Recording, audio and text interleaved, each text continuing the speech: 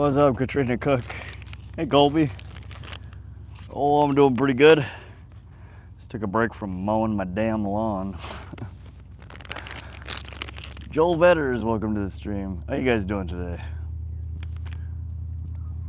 We're taking a break from mowing the lawn. We are at Wadsworth Pond today, Wadsworth Park.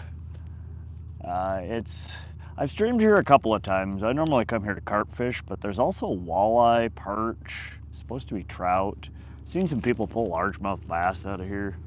I don't know. I hit up the grocery store last night and found break and bake sugar cookie dough. I was gonna see if the carp like sugar cookies today. You were thinking about me? Oh. No, I've been meaning to get fishing. I like completely lost my voice after Sunday's stream. Like gone. It's still a little rough, but it's coming back. Well, we're gonna get rigged up here. We're gonna see if carp are in the mood for sugar cookies today. I know, right? One for me, one for the fish. I don't know. The ready-to-bake pizza dough worked really well. I did forget my strawberry Jello powder today, so we're gonna see. I don't know. It smells like vanilla. We're gonna see if the carp like sugar cookies. It's a little soft. I don't know how well this is gonna work.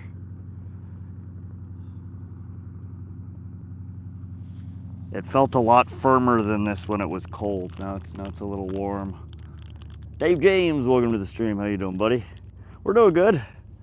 Recovering from Sunday's stream still.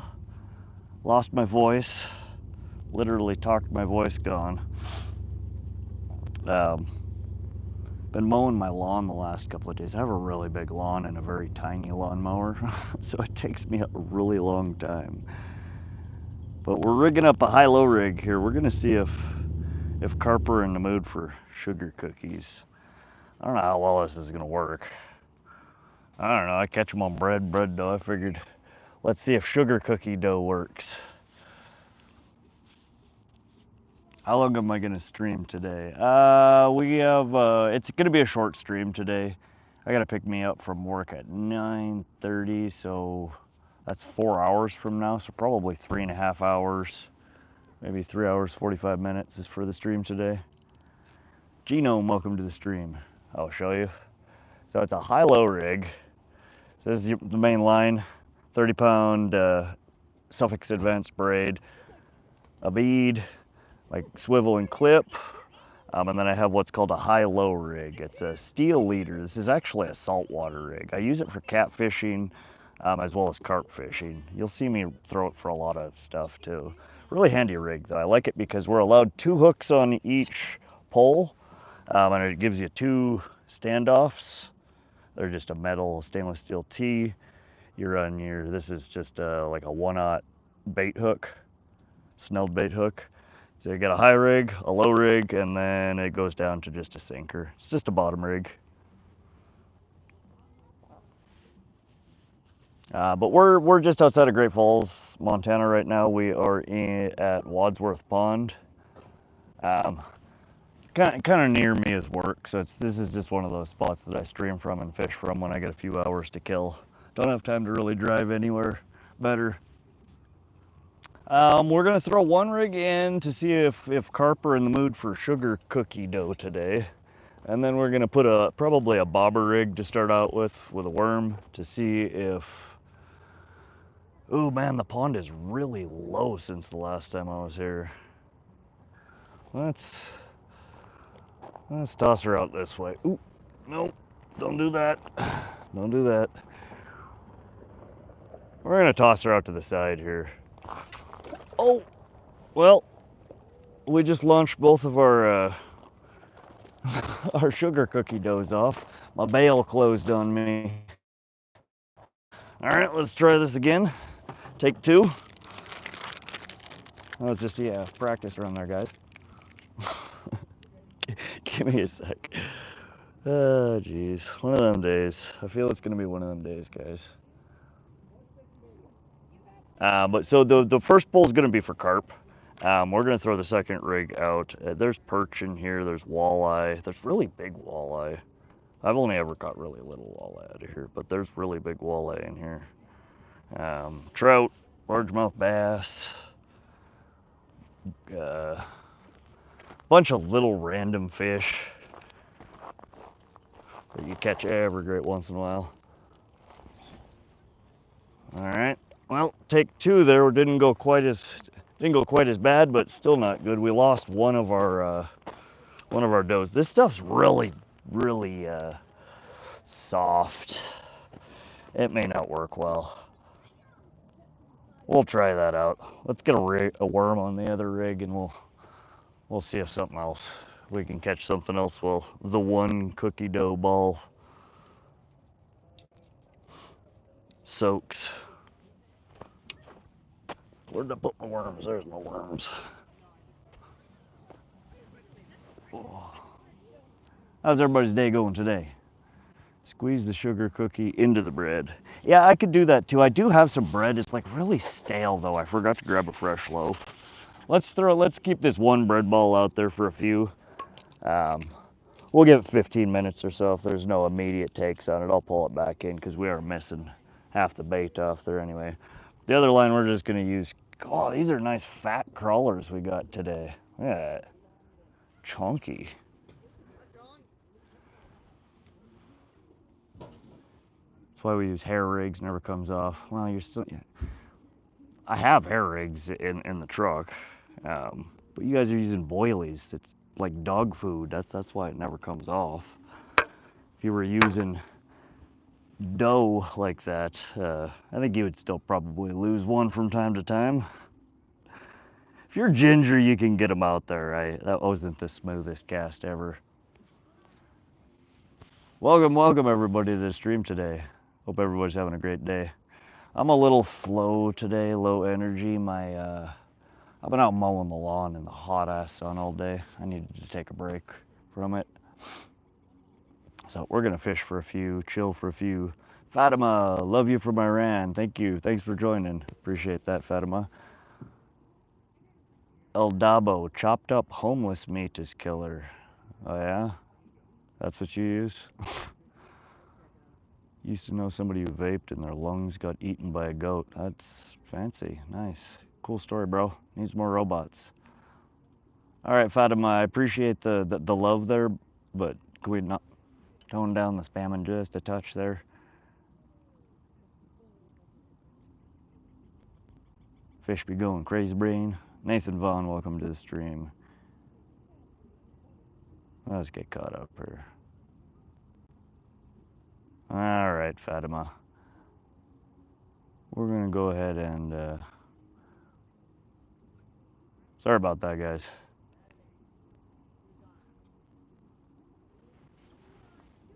Fishing with Flames, you're a pretty cool dude. I'm a sub. Appreciate that, Fishing with Flames. How's everybody? We're kind of caught up. No mods in yet? No, not yet, Colby. That's all right. Any road trips planned to fish new areas? I'm gonna check the weather. We might be going somewhere this weekend. I was thinking maybe either Willow Creek, possibly Tiber Reservoir. I don't know. Really depends on weather. I gotta give it another day or so before we get a weather report that's trustworthy.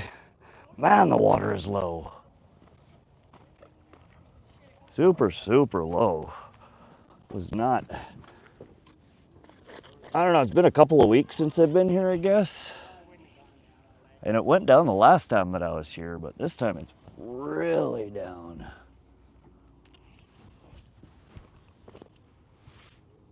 $15 likes, let's go. Thanks, guys, appreciate that.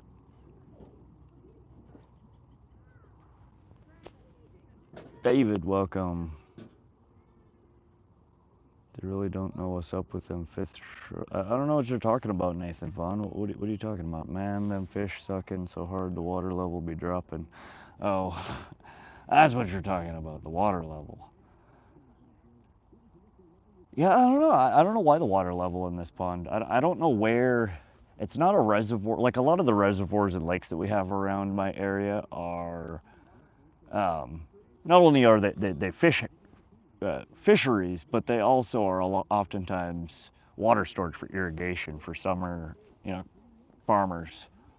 So the water level in those gets depleted fairly quickly in the year, and then they build them back up when it's not farming season.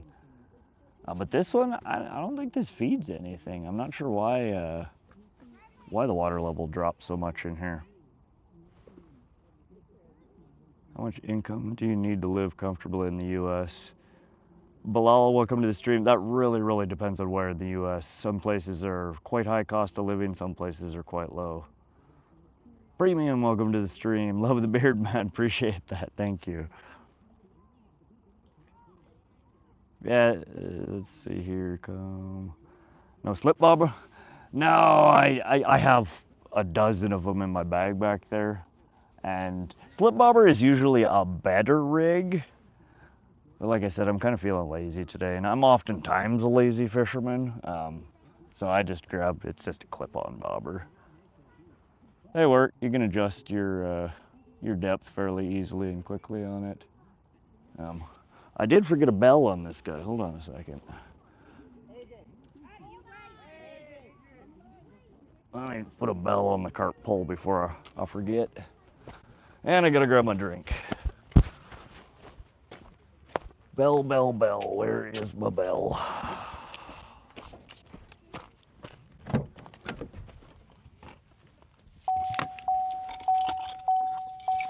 There we go. There's my bell.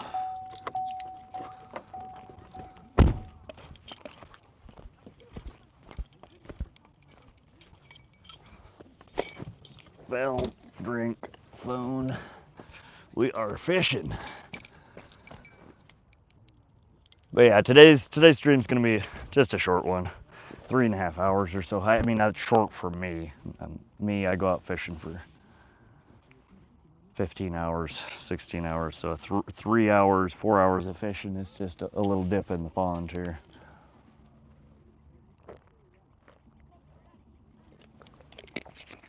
No, here comes the sun.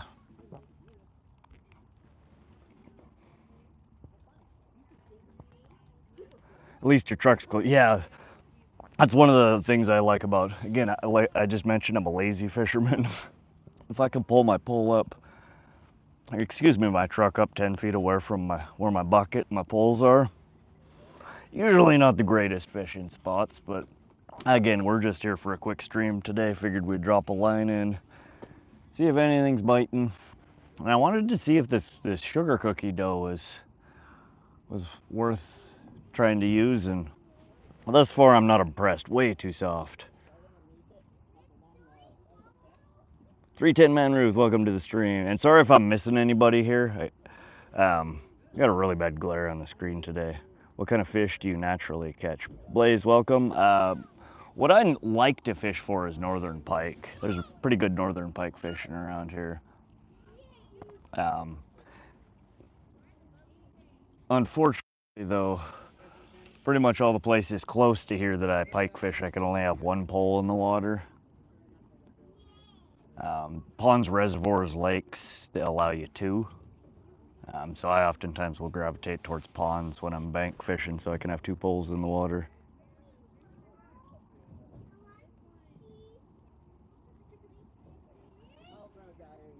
Nathan, let's be nice, buddy. Whiteout, any pike or halibut? Not in this pond. There are walleye in here though. Walleye, largemouth bass, carp, perch.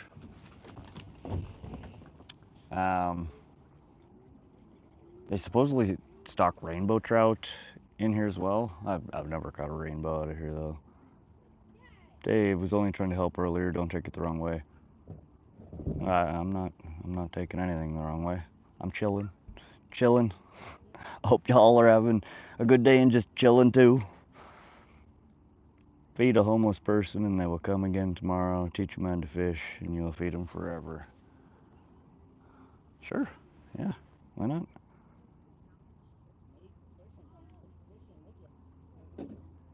Empty cans. What are you talking about there? Matt. Halibut. No, we don't. I've never caught a halibut. So can throw net too. I think you can, Blaze, if you have a throw net and know how to use one. I don't have one and I don't know how to use one. Whoa, chat's moving really quick there. I have a booger hanging. Yeah. I don't feel a booger hanging, but good looking out, bro. Well, I mean, got a kayak. Nope. I almost had a kayak the other day. I think it was last Saturday, Saturday before that. We were streaming down at Wadsworth, or excuse me, Missouri River. Pulled the boat in at the end of the night and fished till like 4 o'clock in the morning for carp. But there was a kayak sitting there all night. I came back the next day, the next evening, or no, the next morning to put the boat back in again. Kayak was still sitting there. Chat was trying to get me to take it, but I don't really need a kayak. I have a John boat. But there was some other guy sitting there, and I was telling him his boat's been sitting here for like 24 hours now. He's like, not anymore. It's going in the back of my truck. So he got a free boat, free kayak. What's your app, Shaco guide? Nathan, you're talking all sorts of crazy, man. I have no idea what you're talking about.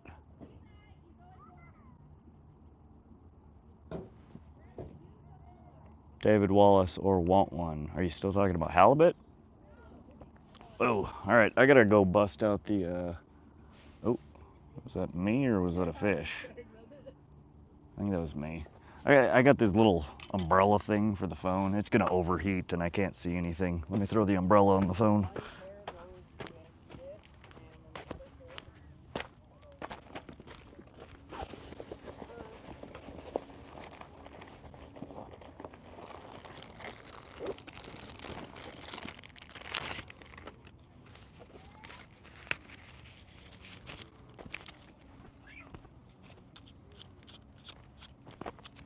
Alright. Bear with me a moment here, guys. The camera's going to shake around a little bit while I tighten this umbrella down.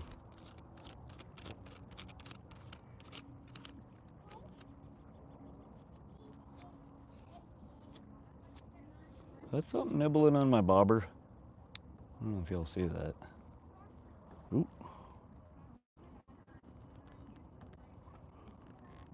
Come on, umbrella. Stick.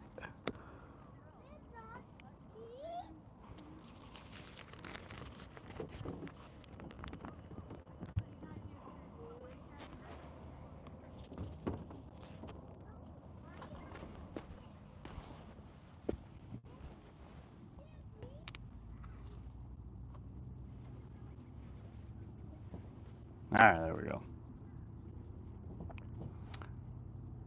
Hope you get something, buddy. Appreciate that, Bobby. Churgi, welcome to the stream. Let me catch up on chat here, guys. Just steal your fishing pole and pawn it. Yeah, you gotta keep an eye on it. Any goods on? No, we just sat down. Started stream about 15 minutes ago. We got one pole in the water. We're testing sugar cookie dough to see if we can catch carp on it. And we got a bobber here with just tipped with a chunk of a worm.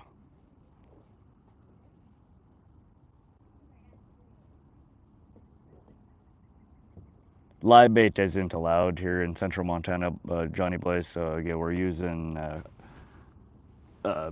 nightcrawler and bread dough or cookie dough right now.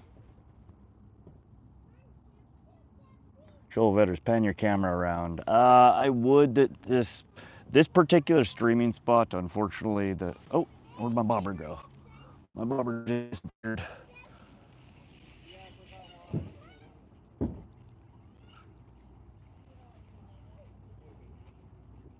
And whatever it was, we lost it. Well, that was our first bite. I get it really spotty with signal, and if I move the phone from this spot, it goes from 3 bars to 1 bar, and the stream will probably die.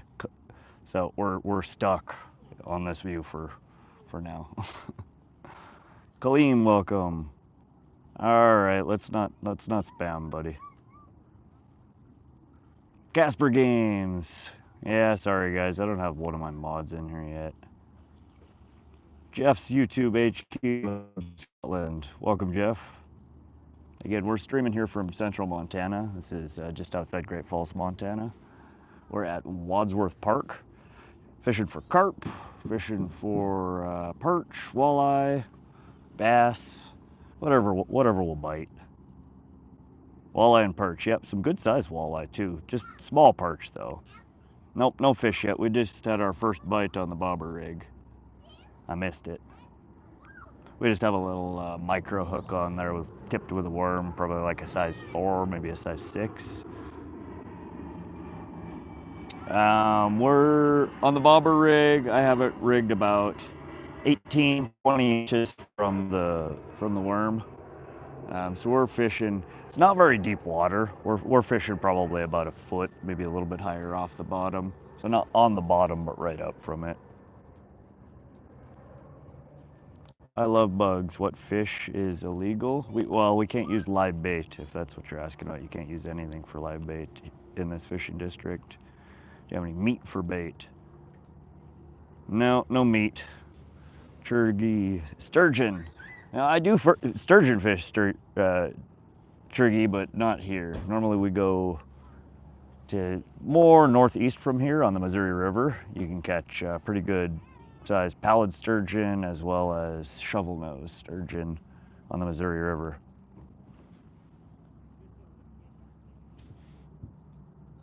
Yep, we have worms, nightcrawlers. That's what's on the bobber rig, the rig that I'm holding in my hand.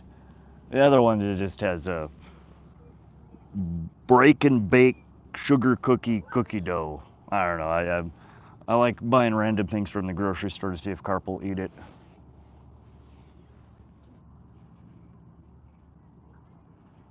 You caught a 32-pound carp off a bread surface fishing. Nice, Brandon. That is a chunky carp. Biggest one I've caught this year was 18.5 pounds. And that was fun. 32 would be a really nice fish to pull in. Off the surface, though. I don't know. I always fish bread balls off the bottom. Madhead says you're Indian now. No, still just a white dude. Jonathan, have you tried TV shrimp? I've tried all sorts. When I fish for catfish, sometimes I'll throw shrimp. But that's usually about the only thing that I bait shrimp up for. Corn is good for carp. Yep, corn can be really good. Worms, sometimes they do bite. My best luck has been with bread balls. So I'm using different types of things for bread balls for fun and to see if, you know, they like one more than another. Can I send you a fishing rod? I love bug. No. At some point we may do some giveaways or some contests on the channel, but we don't currently have one running. Get a Daiwa Mad Dragon for 50 bucks. Daiwa makes a good reel. I don't think I've tried the Mad Dragon. I want to fish now. Fishing is fun. I love it. 12 foot with 3-pound test curve. Down syndrome, I must have missed your first message there. I'm not sure what you're referring to. Just a spat joke. Joe Ryan says, bro, welcome to the stream, Joe Ryan. What's going on? Jonathan, pantyhose? Man, y'all are being weird today. I don't know what's up with this. Brandon NG, look. Use a Corda surface interceptor with float line on the end and hook your bread. Don't ball it up. Oh, that's how you're surface fishing for it. Corda surface interceptor with float line. I'm unfamiliar with what that is. I'll have to look that up, Brandon. Use pantyhose netting. Oh, as like a PVA bag. Okay, Down syndrome. Yeah, I've never actually tried fishing with PVA bags, or I've heard people using pantyhose. I don't like putting things in the water that basically littering, stuff like that. There are water-soluble PVA bags I've read or heard about. I've never bought them to try them. It's a similar concept. Basically, you're putting stuff on there that would be hard to get to stay on the hook, tying the PVA bag so it's, you know, by your hook, but then it dissolves over time. So if you get hung up or it falls off, you're not leaving trash in the water. That would be my concern with using pantyhose. Did you catch anything on that lake you fished the other day trolling? Just 2 things. That was Canyon Ferry Reservoir. We caught an 11-inch walleye and a 17-inch rainbow trout. We got loads of other bites, but so I run a a water wolf, an underwater camera. We ran it for about 3.5 hours that day. And I think I figured out why the bite was so poor there. Below 10 foot in that reservoir looked like, I don't know how else to describe it besides diarrhea water. I don't know if it was an algae bloom or what, but it was just, the deeper you went, the darker, browner, yellowy, just ick it became, to the point where you couldn't even see the lure 6 inches from the camera. Well, I guess it's more like 12 inches, but just no water visibility. Um, it wasn't bad for the first, I mean, still dirty, but for the first 10 foot. But yeah, just thick, cloudy ick. I don't know what it was, but I probably will not be back to that water body to fish this year. I would love to fish it more, but I think I'll go next spring maybe, while the water's still cold and hopefully a lot more clear.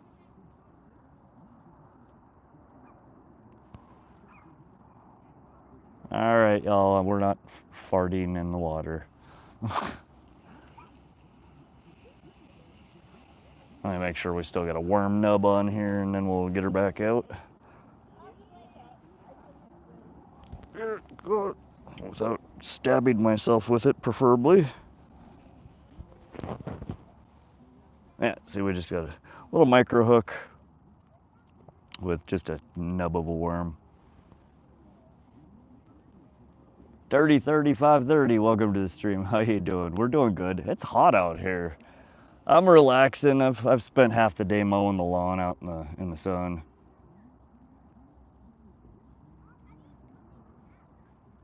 This time you need to put different baits at different depths. Yeah. Again, like I was explaining during the last stream, that was a brand new water body for me, and I like to troll around to get a lay of the land and mark stuff out, um, and the underwater camera really helps, because again, I could see in the different areas where I was at now afterwards, water clarity issues and things like that, yeah, it would be much more helpful the next time that I go there. I mean, I could go back this season and troll, try and stick within that top 10 foot, because it was fishable, but every follow that I had on the underwater cam, they were all coming from above down into the murk, which is surprising that they could still even see the presentations. I mean, I'm working on posting a video, editing a video out to show you guys. Like, it is just, I mean, it was gross. I could not believe how thick and just, I don't know, dark and nasty that water was. I did not expect that at all. Four Leaf, Clover, Montana. Yo, you're in Great Falls. What's up, Four Leaf? Yep, we're just on the edge of Great Falls at Wadsworth Park. We're trying to see if maybe the carp are biting, or maybe a walleye or a perch or a bass. You in Great Falls too, Four Leaf? A lot of fish is suspended this time of the year. Yeah, I suspect a lot of them were sitting towards the top end of that just murky junk that we were trolling through. You were trolling with lead core line. You can do that. Yeah, we were trolling with lead core. I am gonna get, I think, a couple of trolling rigs set up that don't have lead core, that would make it a little easier to surface fish. Most of the time that I'm trolling with lead core, I'm targeting much deeper depths, not that, top 5-10 foot. Though you can still do that with lead core. Ted Brown, welcome to the stream. Ted said good luck. Thanks, buddy. Appreciate that. We've had one bite on the bobber rig out there so far. I was talking to y'all though, and didn't feel it and didn't see it. Love to see you get one. Yeah, we should, I think, at least be able to pull in a perch or something here. I usually don't get skunked at this spot. But yeah, we're testing. The reason I came here today, I wanted to test and see if this sugar cookie dough was interesting to any of the carp. But thus far we did 2 casts and I lost three of the 4 bread balls. They just kind of flung off. It's really, really mushy. It felt so much more rigid in the package when it was in the cooler, but now that it's been out in the heat for like an hour, it's just mush. I want to find a dough that's got some rigidity to it. Never a bad time to fish. Oh yeah, we're relaxing. I worked this morning, and then in the afternoon I spent mowing my dang lawn, or part of it, I should say. So we're just out here to relax for a few. Jack asks, what's the biggest fish you've ever caught? Landed is a 22.5 pound, 42-inch northern pike. I have caught bigger fish than that didn't make it into the net on the shore for a picture. Last year I estimate probably a 50-pound carp on the end of my line. Had him all the way to the bank and he busted me off. So we can't count that as a fish caught. That's just, we had him on the line. Bigger perch are late October and September. Yeah, I mean, the bigger ones may bite better that time of the year. I don't think there's really that many big ones in here. What's big that's in here is walleye. There are some nice big walleye in this pond. I've only ever caught small ones from the shore though.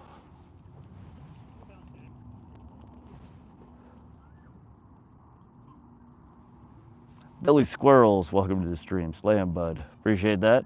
39 likes already. You guys are awesome. Appreciate that. Anybody been out fishing this week? I haven't. I haven't fished since Sunday. I had one day to recover from our marathon stream on Sunday, and then had to work yesterday and today.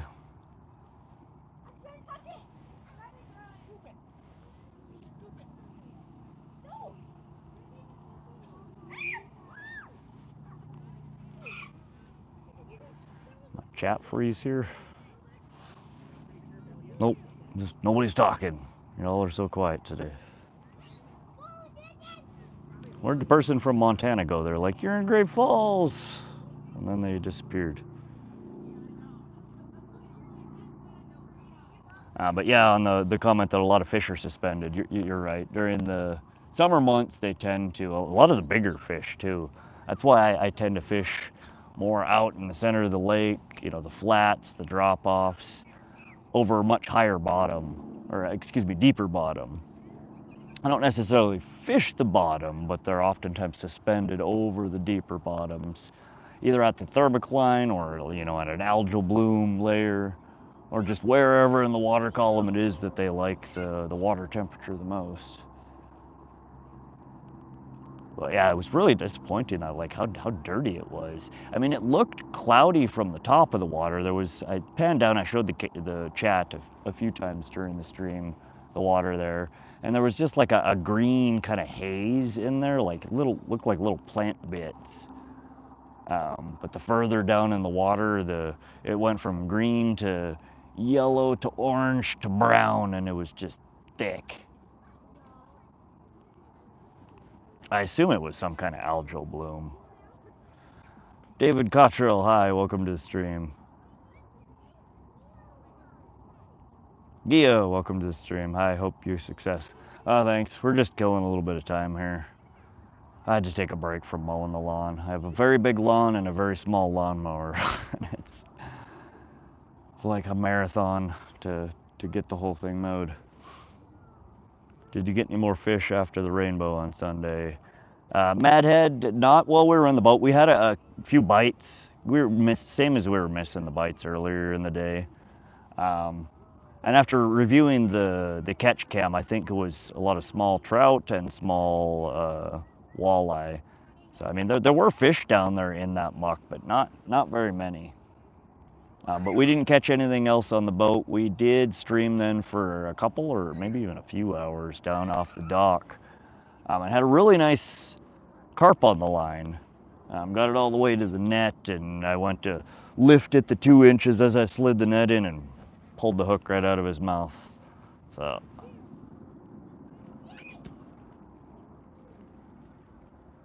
David, how you doing today? Jerry, what are we fishing for? We have one line in the water. We're seeing if the carp are hungry for sugar cookie dough today. And then the bobber rig that I'm holding here in my hand is just tipped with a worm, and we're kind of, that's our bullshit pull here. Not sure what we're gonna catch on it. Maybe perch, maybe bass, maybe walleye, maybe a turtle. Hopefully not a turtle. Relax and enjoy. Yeah, I'm just drained. Wandering around out, mowing a lawn out in the sun all day just saps all the energy out of you. Nice to sit down and chill for a few. No, Eddie, just a cigarette.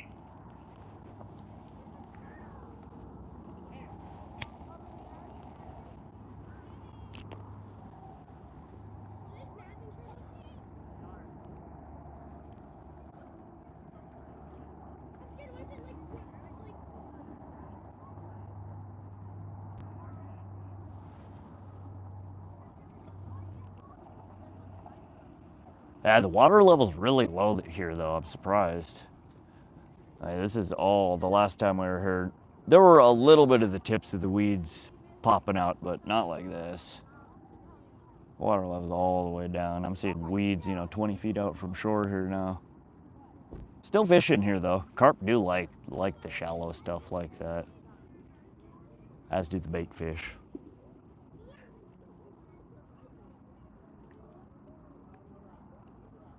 No way, what carp was it? Common, mirror, etc. Just a common carp. I wish it was a mirror carp. I've never landed. Actually, this pond last year, I'm pretty sure it was a mirror carp. We had it right to the bank. But again, it spit the hook. I didn't get it netted, but it looked like a mirror carp. Pretty much, I mean, mirror carp are, from what I understand, a common carp. It's just a genetic mutation that causes their scales to form, all weird and cool like that, or sometimes not at all. But yeah, so pretty much anywhere where you have a large concentration of common carp, you do have a chance to catch a mirror carp. And last year, I'm pretty sure we had one. I couldn't get it in the net. Do you have any children? My girlfriend has a 9-year-old son. It's basically my son. I've raised him for 8 of those 9 years. 22-year smoker. Been a full year since I quit. Be more business. Congratulations, man. That is probably the best decision you've ever made in your life. I wish I could convince my brain I didn't need these damn things. It is an absolutely terrible habit.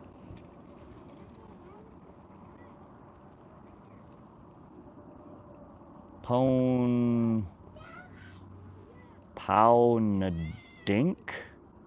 We're just gonna call you Pow. Welcome to the stream, Pow. Gabrielado, welcome. We're from central Montana. This is just outside Great Falls, Montana. It's called Wadsworth Park, Wadsworth Pond. I think it's actually Wadsworth State Park. Gabriel, no, Rachel. Welcome to the stream, Rachel. How you doing? I don't know. I've tried. I really need to. I really feel, decades now that I've been smoking, it's taking its toll. Donna, welcome. Katie, welcome. No, we haven't caught anything yet. We did have one decent bite, but I missed it. We've only been fishing for a little over half an hour now. I'll never leave Montana. Oh, I've left Montana a few times. I always end up back here, though. Ma'am, hell yeah, dude, love the stream. Appreciate that, ma'am. Welcome, welcome. You did for 45 years. Oh, you finally quit? Oh, there was a bite. God, I need to quit setting the hook so hard. I'm gonna pull another Superman that we did to the poor little bullhead the other night. Quit smoking multiple times every day. The problem is you keep starting again, all right?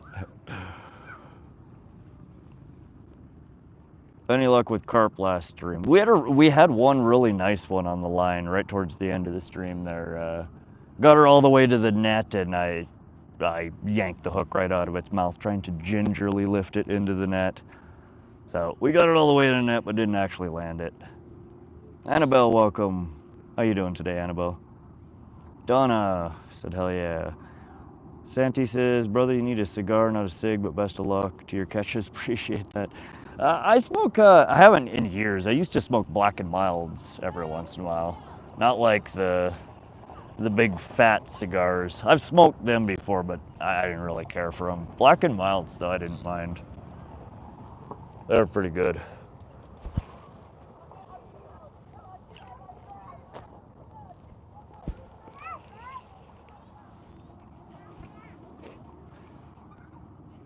Quote is from A River Runs Through It. Great movie, involves fishing, and actually filmed here in Montana, at least partially. That was when I was a little kid. I remember that there being a big fuss about them filming that here in Montana. Try a vape, Mad Heads I have. It doesn't really cut the craving.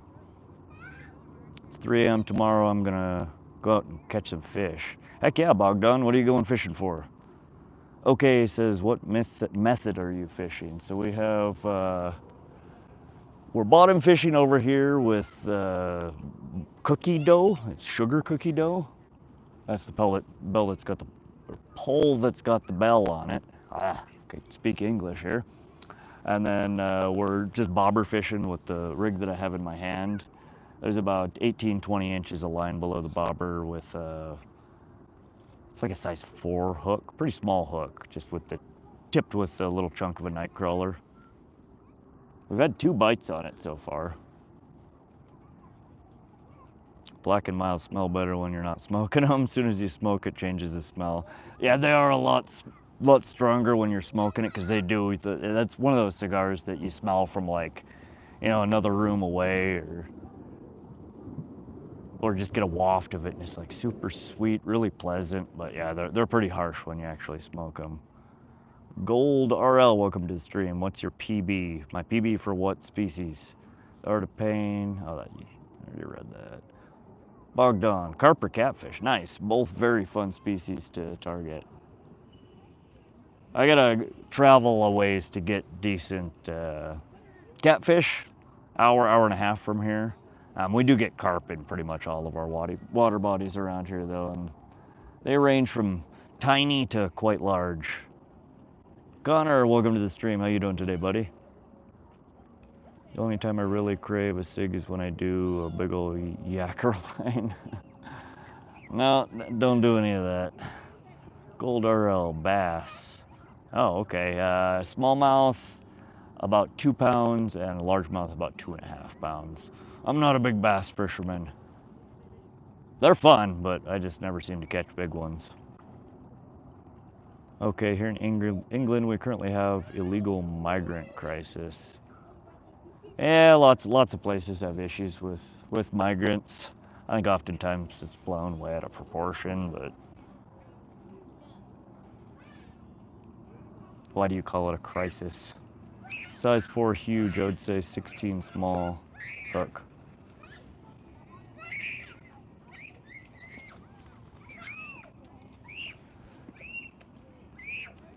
That's the, I don't know. 4 is tiny for me. I normally fish with like 1/0 up, 1/0, 2/0, 4/0, 5/0. Do you partake in trout fishing? You're in Montana, lots of great trout streams. I mean, I catch trout. Every once in a while I go and target trout, but never been one of my favorite species to target, or at least rainbow trout. One of these days I'm gonna be going to, this weekend I was thinking about going to Lake Elwell or Tiber Dam, and I'm pretty sure they have lake trout in there. Next year I want to go for like a week to Flathead Lake. That's where the state record lake trout comes from. I don't know, I'd love to catch a golden trout. I'd love to catch some of the, you know, the rare trouts. Rainbow trout don't excite me all that much. But yeah, a lot of people come here to fish for rainbow.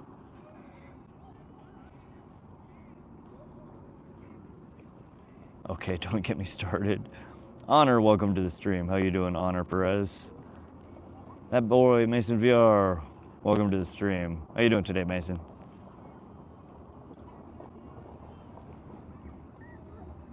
Schizo, what's up, dude? How you doing? Glad to see you. In England, we're allowing the illegal migrants to stay in luxury hotels and giving them free health care. Well, okay, if the reality is it's like here in America where they say we're bringing all the migrants in and giving them luxury hotels and giving them free health care, then my guess is the reality there is probably like here, and the reality is that that's bullshit. That's not actually what's happening. People take stories and twist them and blow them way out of proportion. But let's not get into that. We're here to fish, not talk about politics and world hunger and homelessness. And, save that for a different stream, brother. Madhead, like 800 a day coming on dinghies. Well, what I always when people, let me just say this. When people talk about homelessness and migrants, I've been homeless. So I can put myself in their place. A lot of people can't. Migrants, I've never been a migrant, but I do know that a lot of migrants are coming from places that are a lot less well off than we are here. They're escaping things that you and I have never had to go through. So my first thought is always to be a compassionate person and to think about why they're coming here, what they're escaping from, and how we can help them, rather than thinking about what economic impact that may have or things of that nature. I like to help people, even if it costs me a little bit of money. So that's my thought. We'll leave her at that. Lake trout, have to fish them super deep. Believe it or not, the lake trout isn't even a trout. It's part of the char family. Oh, interesting. I do know that you have to fish them deep. I did some reading and research prior to the last time I went out and tried to catch one. And yeah, they do. It's not necessarily that they like to be deep, it's that they like a very specific temperature range. And I think it was 53 to 58 degrees. And that's just kind of where in the water column they stay, which tends to be rather deep. Doesn't necessarily need to be. In cold water lakes that are up in mountains, higher elevations, you can catch them quite shallow because the water temperature there is much cooler. But most water bodies, especially this time of the year, yeah, you got to get down quite deep because the water's so warm. Definitely looking forward to catching them, and I did not know that they were part of the char family. Cody, welcome to the stream. How you doing? Mason, great. Now I see you're live. Appreciate that, Mason. Always a pleasure to see you as well. Again, hope everybody's having a wonderful day. We got off work. We didn't get the whole lawn mowed, but we got a chunk of it. Good enough for today. I managed to, oh God. So this is kind of a recurring theme in my life for these last few years. I use, it's not a normal lawnmower. It's basically, it's called a DR Pilot. It's like a push trimmer. It's like a brush trimmer, right? Because I have a couple acres and it grows thick weeds and a normal lawnmower just won't hack it. So anyways, long story short, this thing launches rocks like bullets. I have now broken officially 4 windows in the last 2 years with this damn thing. I think I'm about $3,000 worth of glass in. Yesterday I broke my sliding glass door, the outer pane of glass. Last year it was the back window in my truck and 2 of my kitchen windows. My niece is like, dude, for that amount of money, why don't you just pay somebody to mow your lawn? I'm like, that is a fantastic fucking idea. At this rate, I probably would have saved some money just paying somebody to mow it. And if they broke my windows, their insurance would pay for it. I wouldn't have to do it out of pocket. But yeah, so just been one of them days. Lake looking mighty fine. It looks lovely. There should be fish biting. It's really low right now though. A lot of water's disappeared out of here in the past month. And I'm not quite sure where it goes. I mean, I'd imagine some, just sinks, but settles down through the earth back into an aquifer somewhere. I guess it's just because no fresh water's coming in. We have had a ton of rain though. I don't get it. We're in England. We're in Montana, Mad Heads. Schizo. I already read that. Sorry, let me catch up on chat here. My brain is slow today. Tiago Fishin said hi, welcome to the stream. Adriano said you're hi from Germany. Nice. We're in Montana, central Montana. You're gonna do another 19-hour stream? No, Connor. It's gonna be a short stream today. I have to pick me up from work at 9:30, so we have about 3 more hours for this stream. We're talking about catfish, baby. I love catching catfish. I so wish that we had catfish closer to Great Falls Vaughn area. I don't mind the the hour and a half drive that I gotta go to catch them. It just means I don't get to go as often. Okay, says I'm in the Yorkshire Dales, well away from it, but still feeling it. Where are you from? Oh, you guys are talking to each other. Imagine that bell and rod start going crazy. Hopefully, I need to pull this one in and re-rig it. When I launched it out there, at least one of the bread balls fell off, but again, we got 2 hooks, 2 bread balls, so we're fishing with half our bait missing on this one.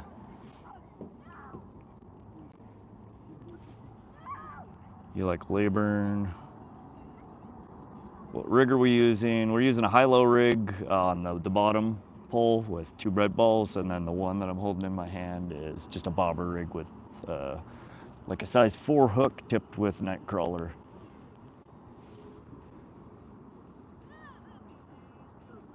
B. Moore says, take care, buddy. Good luck. Great part about fishing. It's great even if you don't catch anything. Much love. I appreciate that, B. Moore. Thanks for stopping by and hanging out in the stream. Always appreciate you guys coming to hang out and fish with me. If you guys haven't hit that like button, what are you doing? Hit the like button? Just kidding. You can hit it if you like the stream. But anyways, we stream 2 to 3 times a week here, usually from ponds, lakes, reservoirs, rivers, sometimes in the boat, sometimes bank fishing.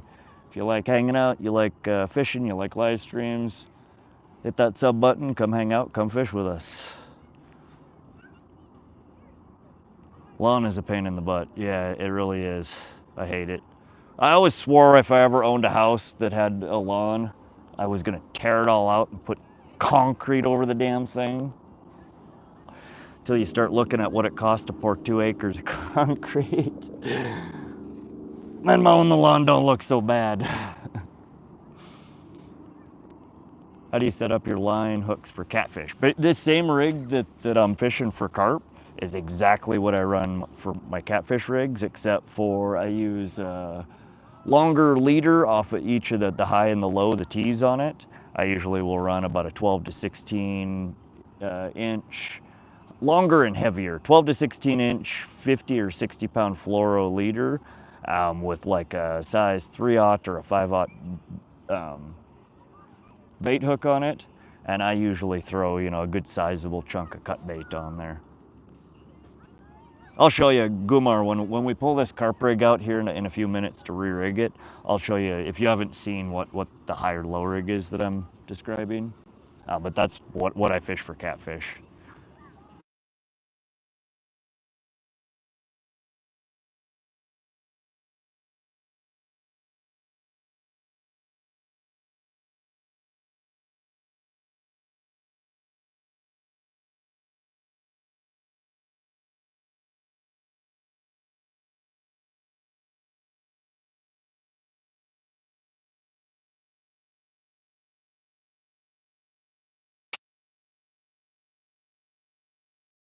This year, the 2 hours that last week's stream was the longest I've driven this year.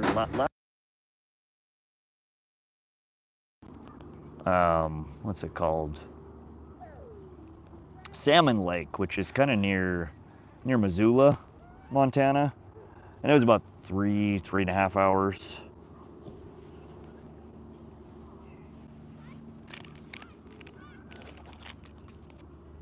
We need another 120 people per stream again. Yeah, That, I mean, a lot of that has to do with the fact I think it was a Sunday. Not as many people are working. Right now, also, I think I got on at the perfect time of the day on Sunday.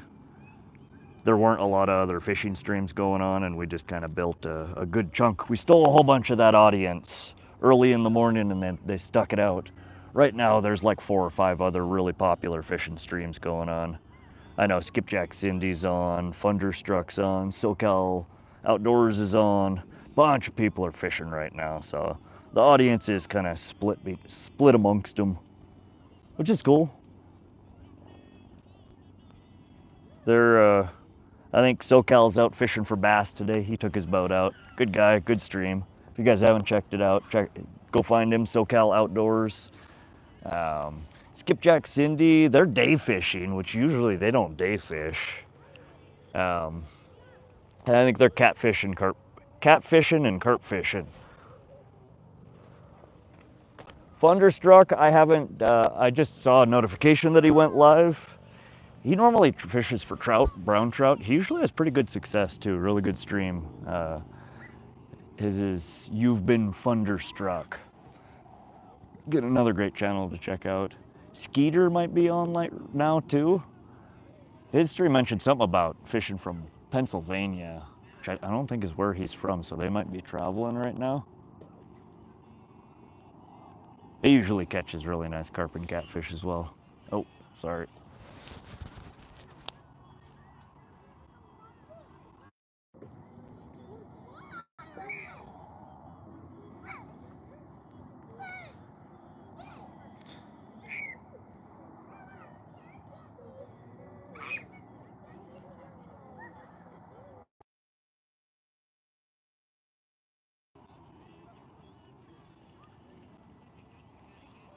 You guys hear me now?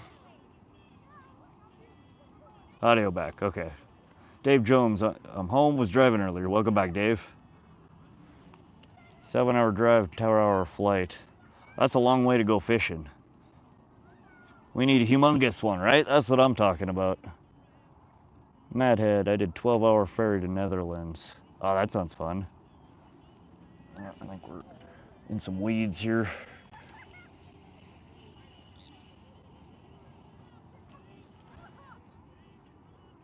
Amsterdam is a great place to catch a few things. Oh, I'm sure.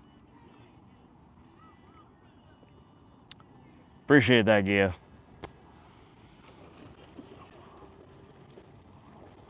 Keep an eye on that bobber. I think something is tweaking at it there. Yeah, we're getting little nibbles on it.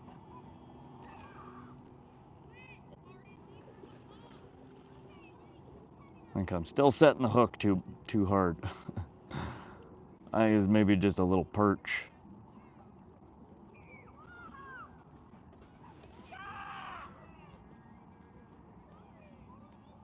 El Dabo, how big are the carp in there? I haven't caught a really big one out of here yet.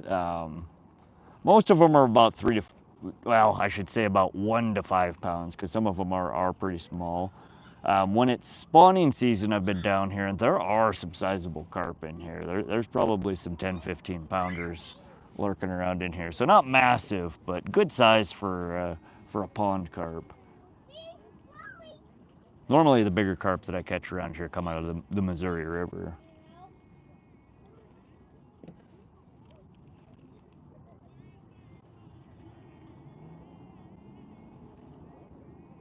Is that a fish on there? I can't tell. Katrina, yeah, we've had a few bites. We just had one actually. I missed the hook set again. But only on the worm rig here. I haven't had anything on the cookie dough yet.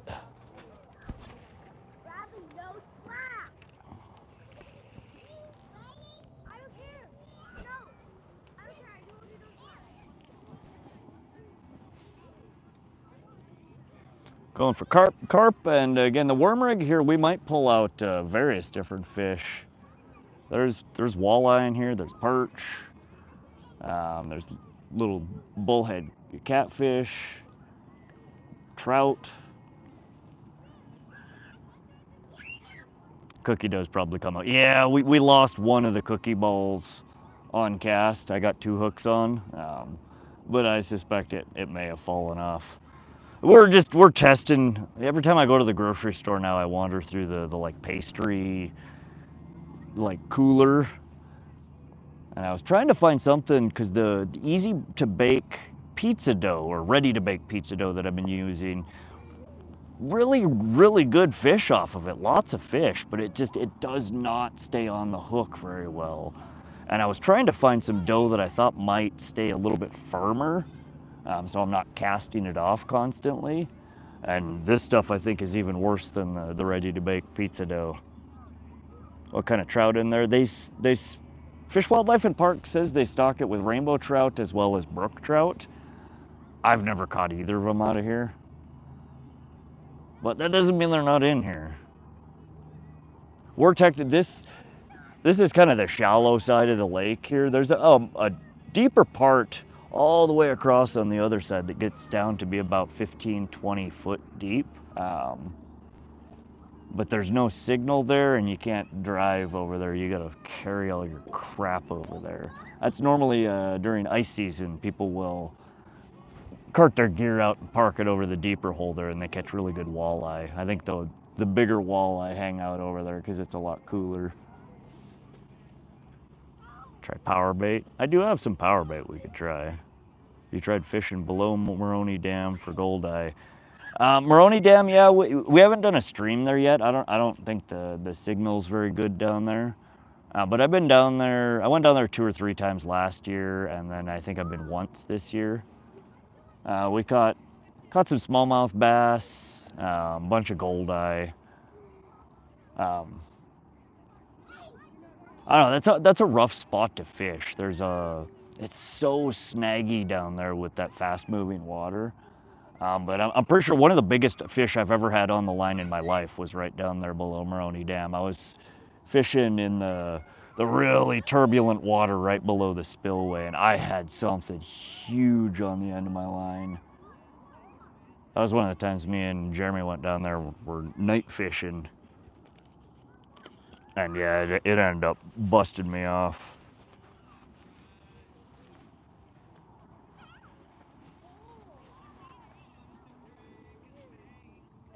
Power bait is way overpowered, bro, trust me.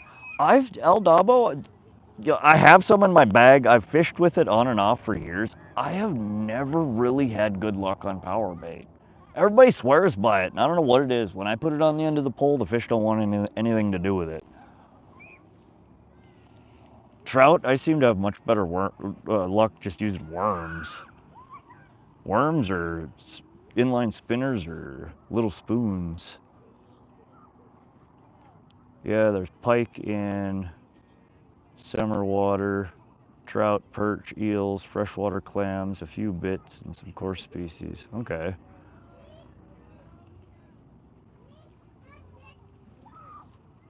That was with Grandpa? I thought that was one of the night fishing trips I went with. I don't remember. It was a long time ago. Maybe you're right. Madhead, okay, thanks. I'm going at the weekend. Yeah, good luck, Madhead. Catch a monster. Can you catch a carpet because it's my bird? Oh, carp. I love fish. We're trying here, buddy. We're trying. I do need to check the bait on that line though. Oh, bear with me a moment, guys. Somebody had said earlier to try mixing the cookie dough with the bread that I have. We could maybe try that. It'll maybe moisten the bread up a little bit and oh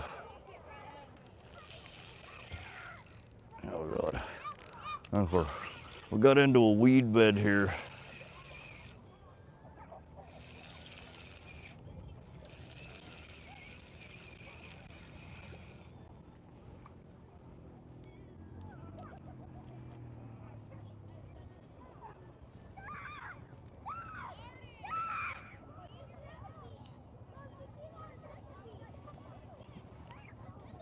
All right, let me go find my bread and we'll mix some with this cookie dough and see if that does the trick.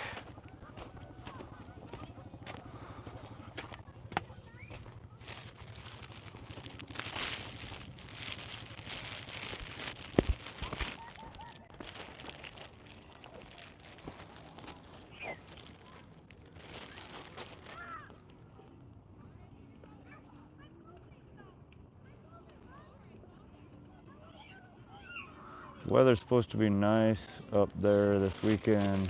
Keep an eye out for the fossils and the rocks too. There used to be an ancient settlement there many thousands of years ago.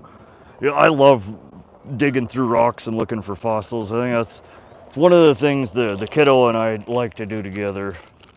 I've always been a treasure hunter, and he absolutely loves it. He asks to go out fishing, and then 10 minutes after we get there, he's like, "Can we be done fishing so I can go look for rocks?"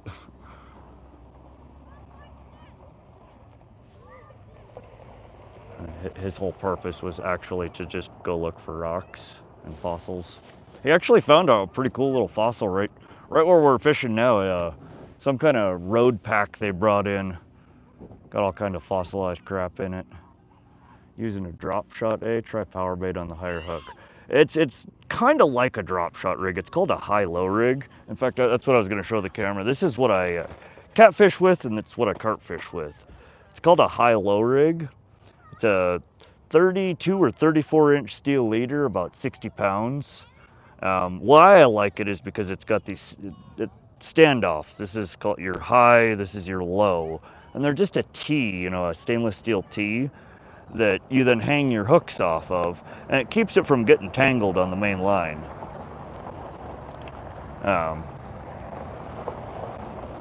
Yeah, kind of like a drop shot, and then like a drop shot again, a sinker at the bottom. It's just a bottom rig.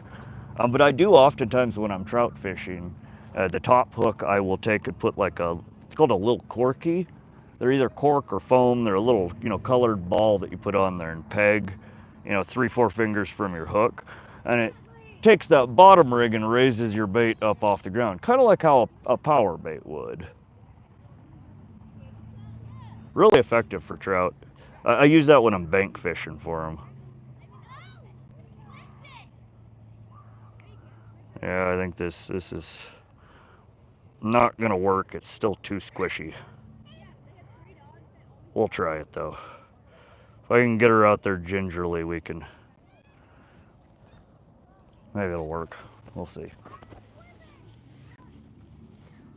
you ever pan for gold? No, but that's another thing I've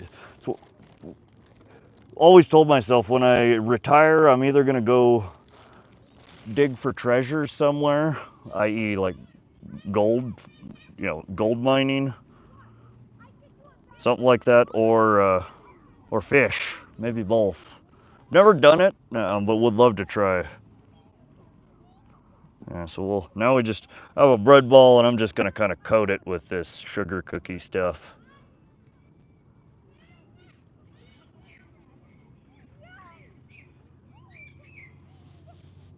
What are your pronouns? Is this a safe place? I'm scared. Well, if you're scared, you might want to find somewhere else to hang out, buddy. Josie, welcome to the stream. How you doing today, Josie? You are the first mod in the chat today. Everybody else, I think, is fishing.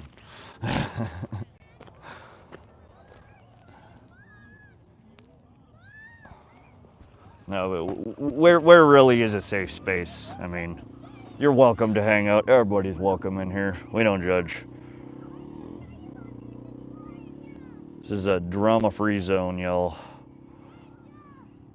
Oh, this bread dough is just crumbly.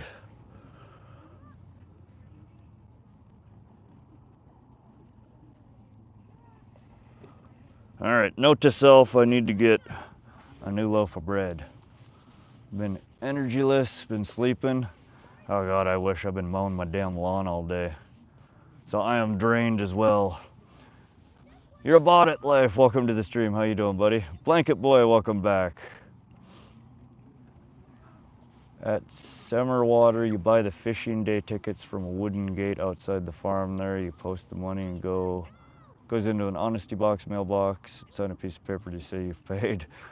There's still some people around here that do stuff like that. So like near out where my house is, there's a person that makes a whole bunch of, they collect fresh honey. They've got beehives out there. Moots honey, I think it's called. And they just have a box outside their shop, their storeroom. And when it's closed, people go, you open the box, you grab honey, and you put money in the box. I don't think I'd trust people, but People do that with eggs around here too. I've seen quite a few places on the way home where they have, you know, just a refrigerator plugged in outside their shop or whatever, and you go drop money in a box and you can get a dozen eggs.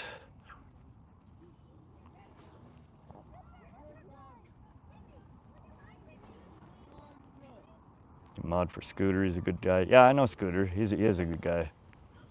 You bass fish? CJ's bass fishing. Welcome to the stream. I catch bass occasionally. Very rarely do I go out and target specifically bass. I would love to get better at bass. Bass are just one of those fish that have always slightly irritated me because I can never quite figure them out. There are largemouth bass in this pond though. I've only ever caught the itty bitties. See if we can get this out in the water without losing both our bread balls again.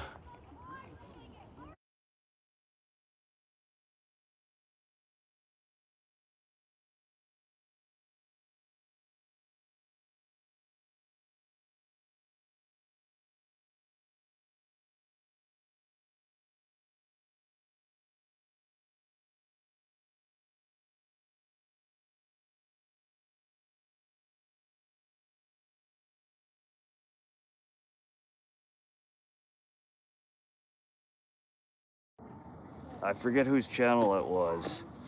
About a half hour into his live, he was fishing with one end to change the bait on it. He's pulling his line in to change the bait on it, and has the one rod sitting there, and as he's trying to rebait, his pole jumps off of the tackle box that they have it leaned against, because he's got his drag set tight, and launches into the water, and like a half a second later, all you can see is the dude diving into the water. He swam his pole down and got it out of the fucking water.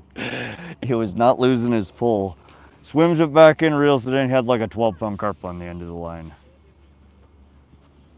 Katrina, I saw that, my Bluetooth disconnected and reconnected.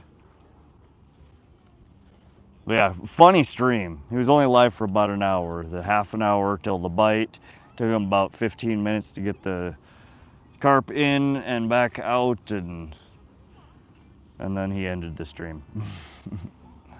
But yeah, loosen your drag. A carp will yank. It doesn't matter if it's leaned on something, in a pole holder. It'll take your pole holder, and everything. At least if you loosen your drag, you got enough time to, you know, whether you got 150 yards, 200 yards of line on there, you got a chance to get to it before it yanks it out into the abyss. I don't think I'd have gone swimming for my pole. I just would have went and bought a new one.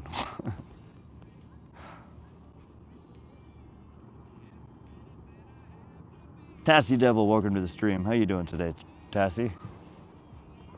Do you ever use Pillsbury biscuit dough? It stays on the hook pretty good. Does it, Matt? I was looking at that. Again, that's every time I've been going to the grocery store lately. Basically, when I run out of the previous experiment, I've been hopping through trying to find a dough that stays on. But Pillsbury what? The biscuit dough? Just like butter biscuits? Doesn't Pillsbury make like a dozen different kinds of biscuits? Because that's what I'm looking for. Some kind of bread dough, you know, uncooked bread dough that actually will stay on fairly well. Everything that I've found so far, well, it works. It catches lots of fish. Half the time you cast it out, you're losing your bait. Pillsbury biscuit dough. I'll have to remember that.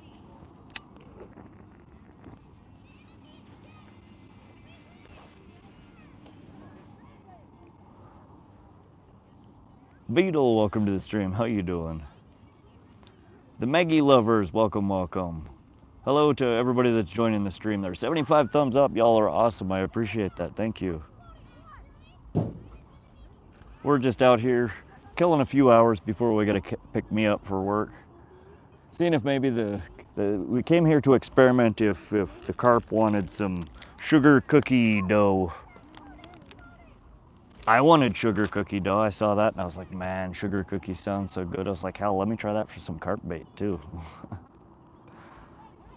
Dave James, the hair rig, a soft material like that's still gonna fling off. I mean, I have hair rigs. Don't you normally just rig them up with boilies, which are, I mean, they're basically round dog biscuits. They're hard. Let's try this pack bait I use. 1 can corn, 3/4 cups of flour, Kool-Aid packet, a little water, mix it up real good, and it works fantastic. Are you using one of the, I think y'all call them method feeders? They're like the cage things that you pack the bait around. I've seen people fish like that. I've never tried. I've never tried it. El Dabo, yeah, the leggings. Multiple people have mentioned that before. I I don't want to be throwing something in the water that's essentially littering. Is that a fish or a weed? It felt like a fish. Or a turtle. I have seen turtles lurking all around in here. No, that's why they make something called a PVA bag, which is like a water-soluble mesh bag. That kind of serves the same purpose. Ooh, is that our first fish? Is he on there? We caught a fish, guys. It's a monster. There we go. Fish number 1 is a itty bitty little yellow perch. There we go. Let's see if I can. A little baby yellow perch. Oop. And of course, every time. All right, dirty perch is going back in the water.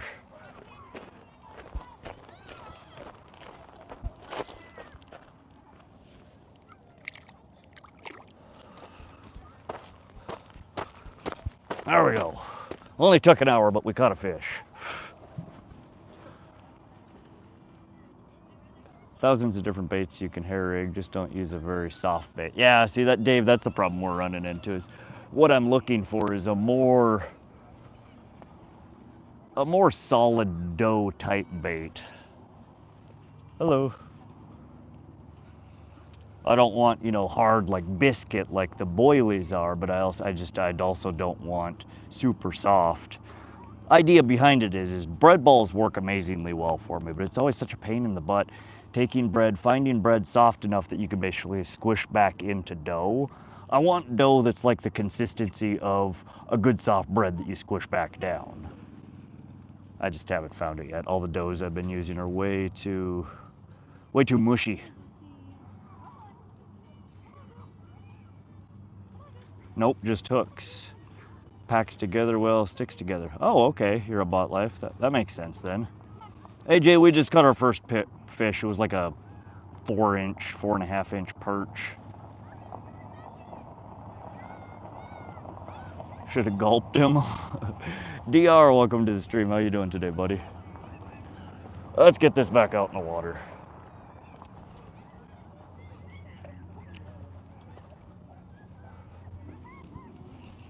Yeah, no, I'll have to try pack bait. I always thought people use that with method feeders. I didn't realize they were just packing her around a hook. Thank you, Katrina.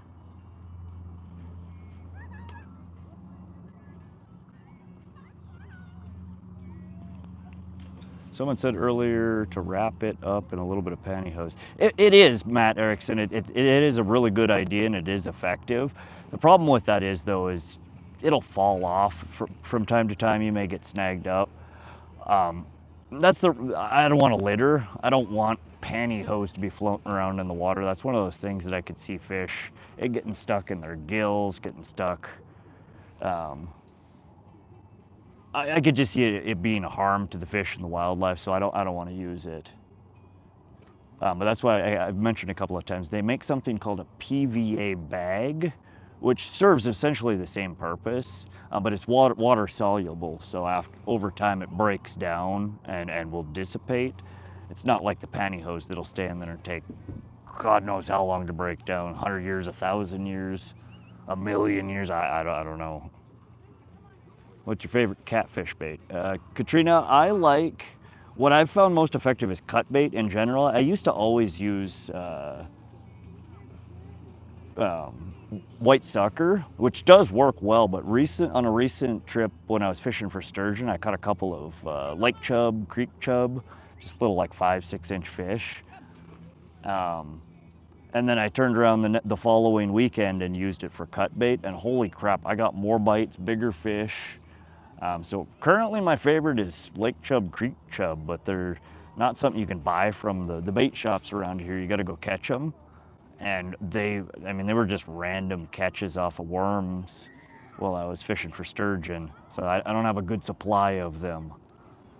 Shad, cut bait, yeah, stuff like that. Cut bait in general, it tends to be my most effective. Though catfish, I've caught catfish off almost anything you can think of. That's one of those fish you can literally just go clean out your refrigerator, and anything that either you didn't like or is about to go bad, or maybe even stuff that did go bad, throw her in your tackle box and go catfishing. Catfish will eat it. They'll eat anything. A chicken liver, yeah, if you can get a hold of it.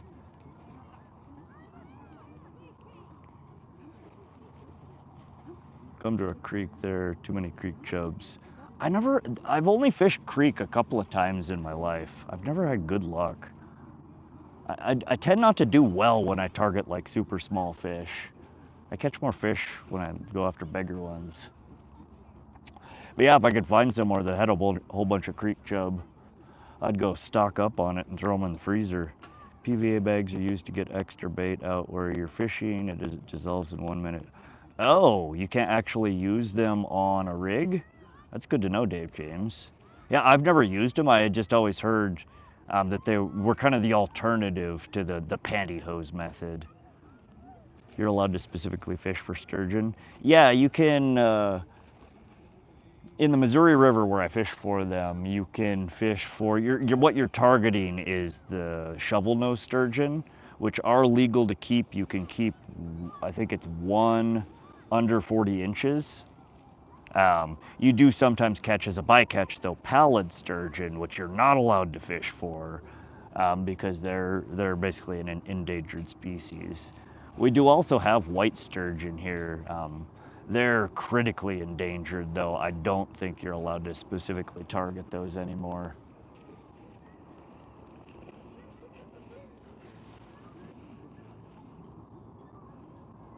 Probably a good idea to always keep a can of corn in your tackle box.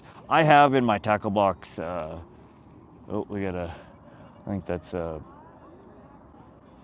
mud, oh, what the hell are they called? You see the little fuzzy brown thing swimming right there? Muskrat, that's what they're called. Yes, geez, COVID brain. There's the little muskrat, they're cute. Beef heart, shrimp, salted minnows, all good catfish bait, but many rotting meat I hear works. I'm too far north for cats. Closest spot is about 5. Oh man, that's a long drive for catfish. Yeah, we used to, when I was a kid, a teen, we would fish with, we call it stink bait. You'd take and throw out, either worms or whatever you're rigging up on the hook, and we had a bottle of, rotting fish, oils. We'd put it's basically like an old ketchup bottle full of nasty stuff, rancid. Shake it up and try not to spill it on yourself, and you just squeeze a little bit on whatever bait that you were throwing out there, and worked really good for the catfish.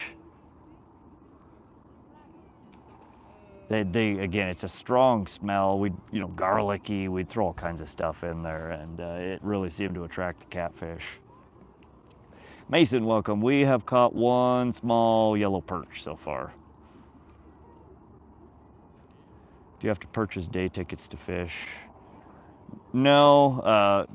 What we do, there are some private ponds that charge you to fish at them, but most of our water bodies, you just have to have a fishing license. You pay. It's like you got to get a fishing license, a conservation license, a state land use permit. There's like a whole series of things that you go in when you get your fishing license.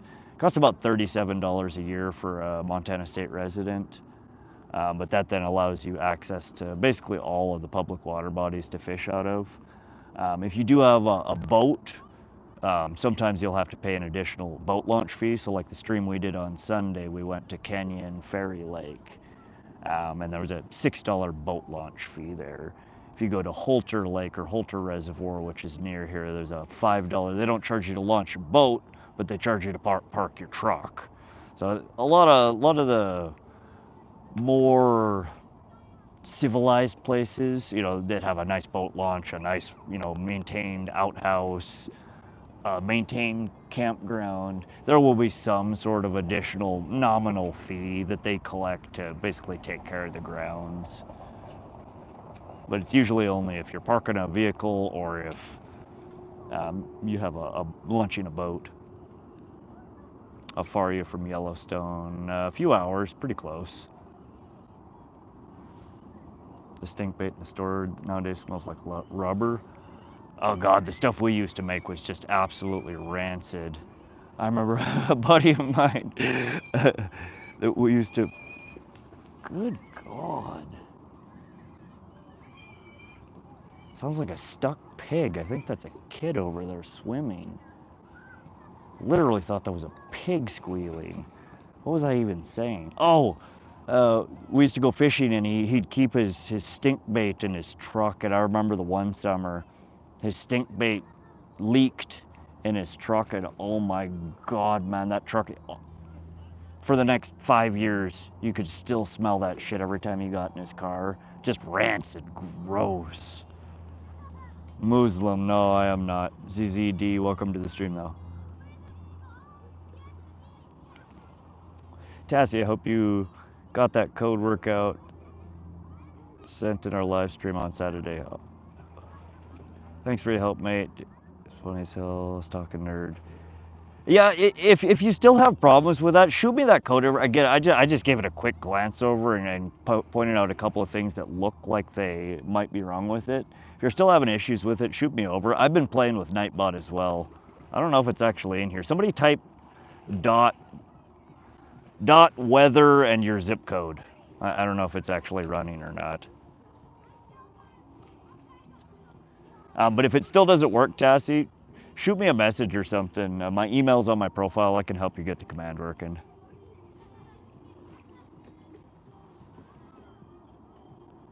My girl stinkbait fire. BJ Michaels. Jigette Jones, welcome to the stream. How you doing, buddy?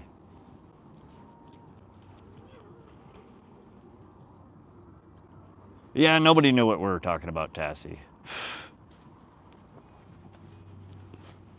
I think something's playing with our bobber there. Saw it dancing a little bit. You only ever buy the 40-pound one. You have to have a separate license to target sea trout, salmon, even freshwater. Oh wow, yeah, no, we don't have to do that. There is, I know of one species here in Montana that you have to have a permit, well, two, I take that back. Two species that you have to have a permit to fish for. One is a bull trout. Bull trout exist in a handful of western water bodies in Montana. They don't charge you anything extra for it, but in order to be actively targeting them, they make you buy or go to the Fish, Wildlife, and Park office and get the permit for it. I don't know if it's just so they can track how many people are actively trying to catch that species. But then there's also, if you fish for paddlefish here, you have to pay for a tag, but it's also a drawing. So not everybody who buys a tag actually gets a tag. There's a limited number of them issued every year.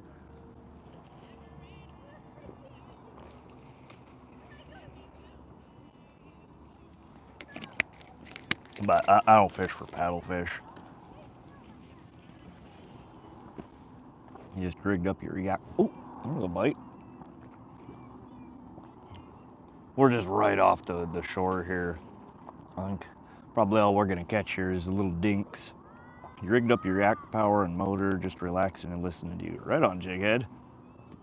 You gonna go fishing tomorrow? Is snagging the only way to catch paddlefish? Yep. They're, from what I understand, they're a species of fish that doesn't actually, they don't eat. They don't feed off the bottom. They don't eat other fish. They're a filter fish. They filter through their gills, something like that, and they collect like microscopic plankton and stuff like that. So it's not a fish you can throw out that'll eat a worm or eat a lure.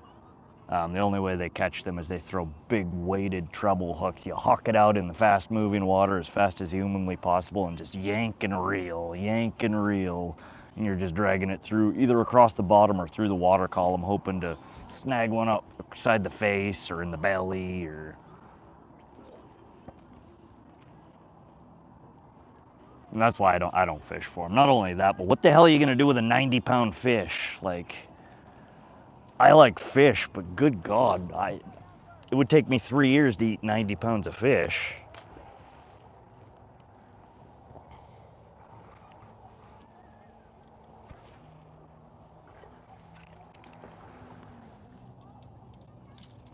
Oh, what it? They get big here though. It'd be a tank, fun to reel in. Sounds like a workout. Yeah, I get tired just watching people do it. There's no way you would catch me out there all day, because they do. I mean, it's like hour after hour of just, and they're big pulls too, because the water that they're in is some of the fastest moving, like gnarliest water I've ever seen here in Montana.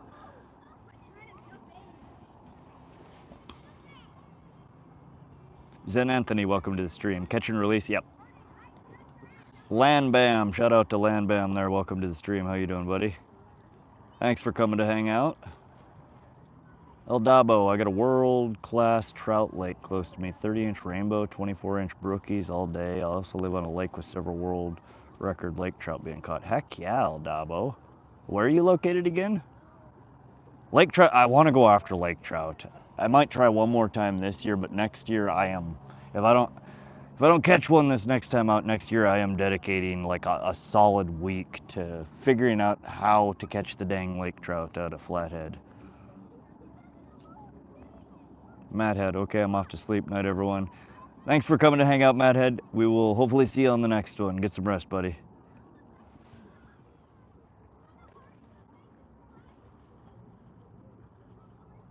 Yeah, that's really cool, El Dabo.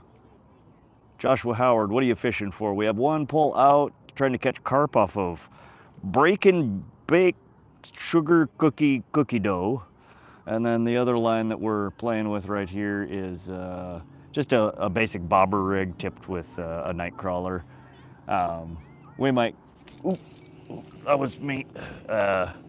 We've caught one small perch so far. We just had another bite on. It's been constant bites. There's all sorts of stuff in here that might eat a worm. Perch, walleye, largemouth bass, trout. I don't know, all sorts of stuff. Turtles.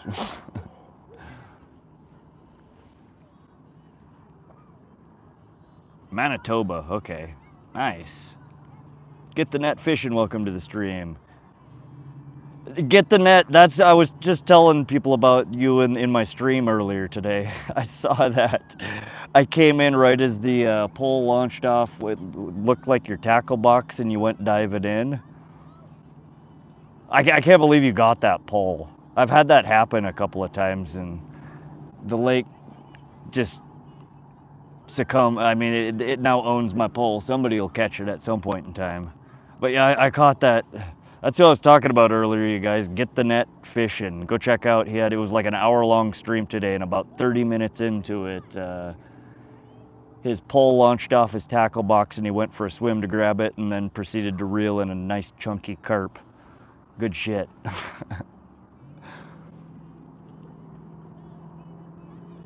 Dave James, did I hear you say that the lake was murky you fished in? Did you see any fish? Yeah, Dave James, I was completely disappointed when I went because I had like 3.5, almost 4 hours of lure camera footage to go through when I got home. So the next day I busted it out, and basically you get to 5 foot and it starts getting murky. You get to 10 foot and you can barely see the rig, and below 10 foot it just gets progressively darker and darker, and it goes from like a yellow to a just putrid brown. I don't know if it was an algal bloom or what, but just thick, nasty. I keep telling people it looked like what my toilet would look like after eating the entire Taco Bell menu, like just rancid, gross, which I think is part of the reason why we struggled to catch anything. We did catch a few things, but I did surprisingly catch a few fish coming down into the muck to follow the camera.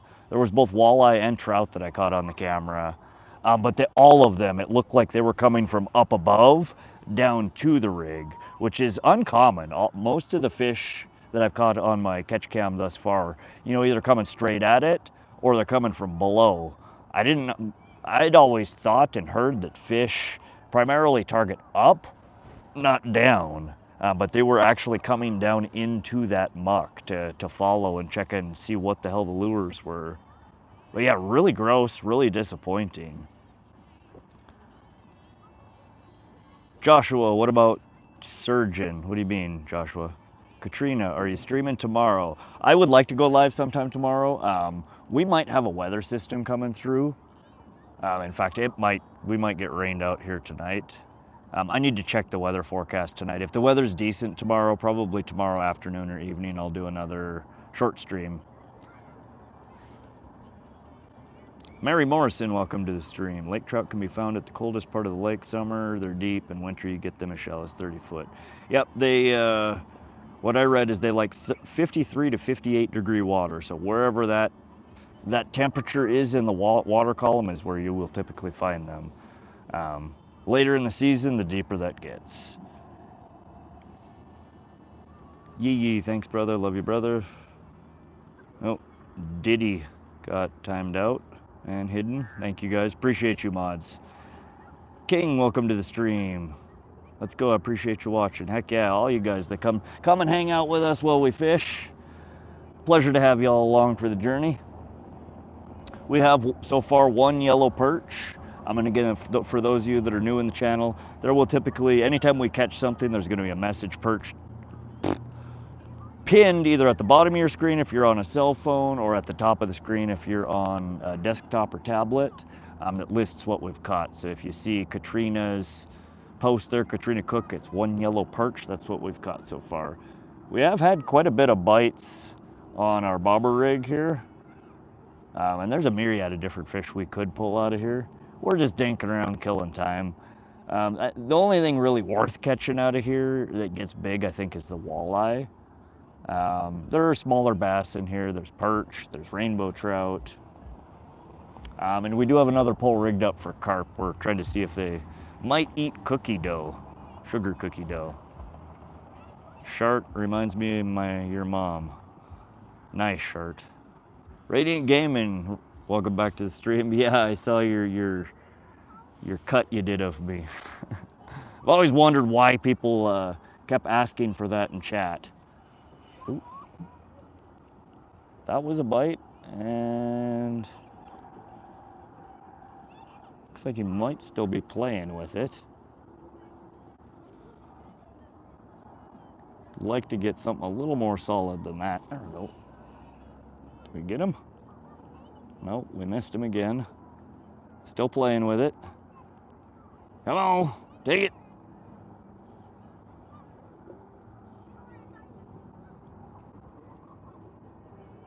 Or not. We're super shallow here. Oh, looks like it's going for a swim. This must just be an itty bitty little fish. He's having a hard time pulling the bobber around.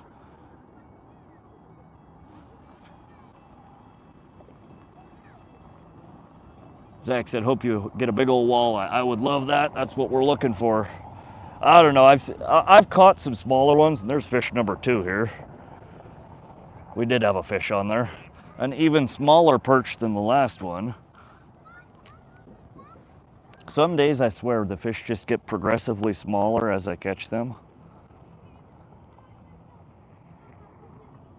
Been in a ongoing challenge with the local fish brain community at the other pond that I fish to see who can catch the smallest bass. Mine's like yay big. I think it was just a touch over 2 inches. But that's when I go bass fishing, that's the kind of fish I catch. Another little baby yellow walleye, or yellow perch, which is of the same family as walleye from what I understand. They get bigger than this. They are really good eating, but that's not big enough to eat. Oh, every time. Can I, for once, maybe get a fish back into the water without dropping it in the dirt first?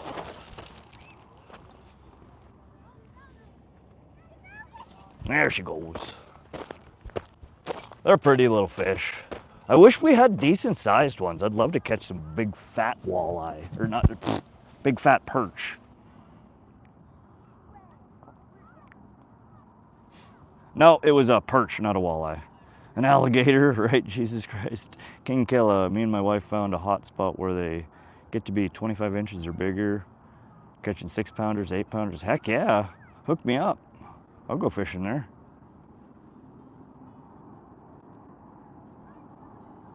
Zen, all right, I'm gonna go. Oh, let him go. Zen, let's not spam, buddy. Come on. 2 yellow perch. Thank you, Katrina. The challenge happening now in my area. The police are putting the smallest fish caught and weighed, and also bugged smallmouth, biggest largemouth, northern pike. Oh wow, that sounds fun, King. I'd go do that challenge. They will come, bro. Thanks, AJ. One of these days. Let me get caught up on chat here. Oh, looks like I'm almost caught up. Change the channel name to Butterfingers Fishing Show, right, El Dabo? I'm just on a roll here. I try so hard too. I'm like trying to be super careful and gentle, and they just always get away from me. The big ones, the little ones. I don't know. Yeah, Zen, you gotta stop spamming, buddy. You just got a quick timeout in the corner there. You're not in trouble. But please, ease out on the spamming there, bud. Everybody doesn't need to see that. You just said mine is this big while making a tiny gap with your fingers on.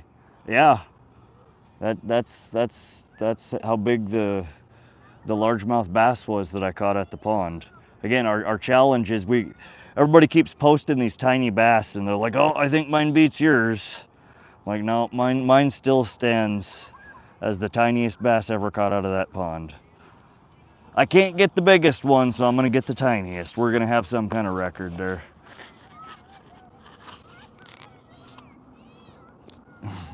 Glenn, welcome to the stream. How you doing, buddy? I don't think I saw you pop in. I'm a little slow on saying hello to people sometimes.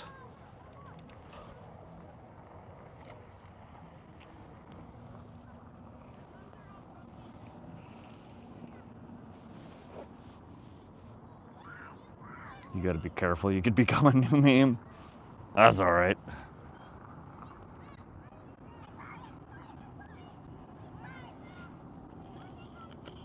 Be the tiny fish meme.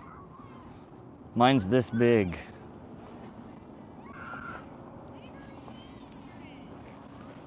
You know they still want to see it though.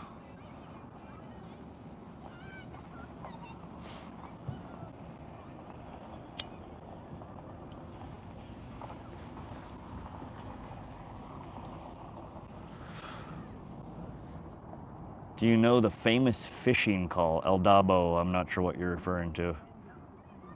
Funny guy.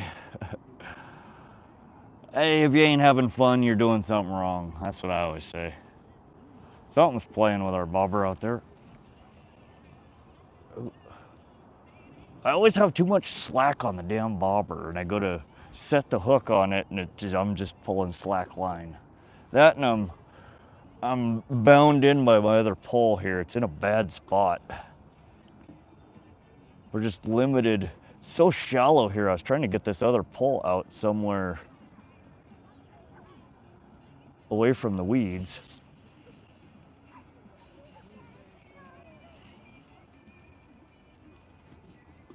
Something's playing with it. I don't think I got him on the hook though. Got a whole bunch of turtles that are lurking here now. Cast further out, more to our left so we can see the bobber. Okay, sorry. Yeah, I've just been, if you've noticed, I've just been kind of fan casting, kind of like how I do when I'm throwing a lure. I've just been testing different spots. But I have a whole bunch of turtles that I've brought in that are now lurking. But we'll get the bobber out this way next time. Gotta yell fishy, fishy, come get my gitchies 3 times. Oh, is that a thing?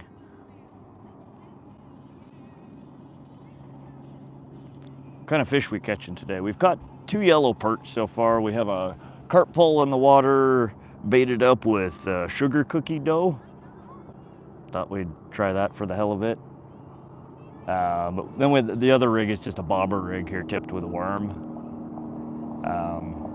There's yellow perch in here. There's pretty big walleye. There's trout, largemouth bass. There's a whole bunch of different things we might snag out of here. All we've got so far is yellow perch though. But today is going to be a fairly short stream. We're not going to have another marathon stream today for those that are joining. We have about 2 hours left in the stream until I got to go grab Mia from work. So in the next 2 hours, we're going to see what's home at the pond here, what wants to make a quick appearance on the Want to See My Rod show. So far we've just had 2 yellow perch. Hopefully we can get something a little bit bigger, or maybe they'll just keep getting slower. You just pointed to the sweet spot. Yeah, I'm looking at the camera angle here. I wasn't really thinking about that. Get away from my bobber. Frickin' these turtles, they like chase it into the shore. Oh, get her over this way.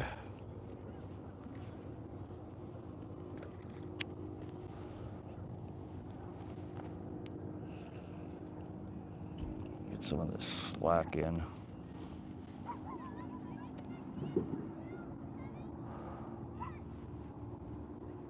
Y'all see that?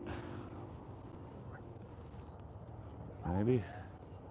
I think you should be able to see that. What kind of turtles are they? I think they're what's called a western painted turtle. They're a really pretty turtle. If you look through some of my shorts, if you look way back to like the first few videos that I posted before I started live streaming, a couple of videos of turtles that I caught and released while fishing.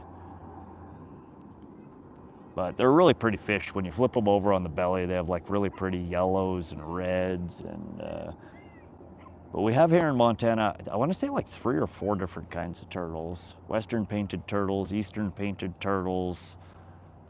I think we have some kind of snapping turtle here as well. But what we get in most of these ponds are the western painted turtles, and they don't get to be too big. I think the biggest one that I've seen was about, like as big as like a supper plate or dinner plate. You got yellow and red on their bellies. And it's usually a really cool pattern.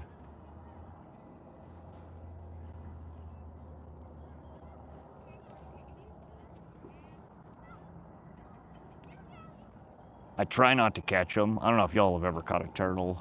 It sounds fun until you get it in and you realize that it's a turtle and it's got a hook in its mouth, and turtles turtle their little bastard heads in. It's about the most painful thing trying to get a hook out of a turtle. So yeah, don't ever purposefully try to catch a turtle. Bad idea. And if you are fishing around waters where there are turtles, I recommend you carry with you a good set of, they call them side cutters or dikes. They're like got an angled cutter blade on them. And basically use it to cut the eye off the hook and the barb off the hook and feed the hook out whichever way is easiest. See, like right now, there's a turtle. He just submerged right by, he's popping up. He's gonna go over and mess with our bobber. Get away! Knock it off, turtle. But if you see little things popping up out of the water here and there, somehow we've managed to bring in the whole freaking colony of turtles over here. All over the dang place. Have my pliers handy. Pliers help, yeah. Zen, I asked you nicely to stop spamming the chat. You got a 60-second timeout. That's all. We can't have you spamming the chat, buddy. You're welcome to stay. I would love for you to stay. Hang out, fish, chat, have fun. Just please, guys, don't spam the chat. There's enough chat already. It's hard for me to keep up. It's really hard for me to keep up, and it's really annoying for the other chatters when you spam stuff. Saw a massive snapper last time I was south. No turtle around your area. You don't have turtles up there by Manitoba? Interesting. Pedro, welcome to the stream. Get the net fishing. Post it on my live stream. Yeah, get the net. Good looking out, bro. You were on that pole the moment it hit the water. Awesome that there was still a fish on it when you got it in. That was funny. It was good stuff. I watched that. Wyatt, we got one pole on the water for carp with sugar cookie dough, and the other pole is a bobber with a worm, nightcrawler tipped on the end of it. We're fishing for walleye, perch, largemouth bass, trout, whatever wants to eat a worm. Microwave potato. I live in North Carolina. Always catch turtles when I'm catfishing. They're a fairly common catch, especially if you're chumming the water, which I had to stop doing at ponds like this because you catch turtle after turtle. Joel, speaking of spam, how about putting a chunk of spam on your hook? Spam might work. I have never tried with it. I've fished with hot dog. Spam's about the consistency of hot dog. I don't know, maybe we could do a spam fishing challenge one of these days. Staying until the rod behind you gets a bite. Fishy fingers. What are you doing, buddy? Yeah, that's the carp rod. That'll be, when that one gets a bite, it should bend down. It'll be a big bite. It'll be a carp.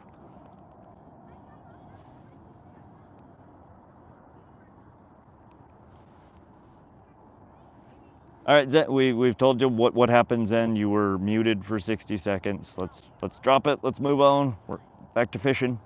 Michael Baker, Vienna sausage, cheaper than hot dogs, cheaper than spam.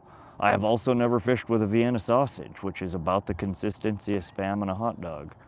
We could do a, what do the fish like more, a hot dog, a Vienna sausage, or spam competition. Almost 100 likes. Wow, we're almost at 100 likes already. You guys are awesome. Appreciate that.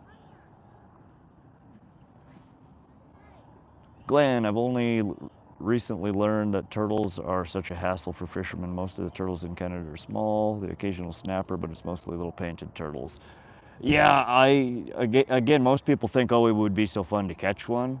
I had kind of thought the same thing until I started carp fishing and I started chumming water for carp. And after about the third one, it was like, all right, seriously, I'm not doing this anymore. I mean, you're lucky if you can get the hook out without seriously hurting them. I mean, it's bad. So yeah, I don't chum the water anymore when I carp fish anywhere that there are a large amount of turtles. Hot dogs, cherry Kool-Aid is good stuff. Yeah, I haven't used cherry Kool-Aid. What I've been using for the carp, I dip the bait sometimes in the strawberry jello powder. But I think there's something with the, the red color. It's like the red dye 40. A lot of fish attractants are made out of that. I'm not sure what. 50 cents a can. That is a good idea, Michael Baker. I'll have to remember that. Yeah, something with the red dye 40, I think it is. A lot of fish attractants use that, and fish just go crazy for it. Try a tomahawk steak. Nothing turns down for. I wouldn't turn down a free tomahawk steak. The fish ain't getting my tomahawk steak. In fact, I have some. I got short ribs in the fridge that I think I'm gonna cook for dinner tonight. Oh god, that sounds so good. Jaron Pesca, welcome to the stream. Hello, how you doing today, buddy? Glad y'all are come to hang out with us here. Is that bobber do? What is the bobber doing? What's going on over there? It's just like slowly raising down, but then it comes back up.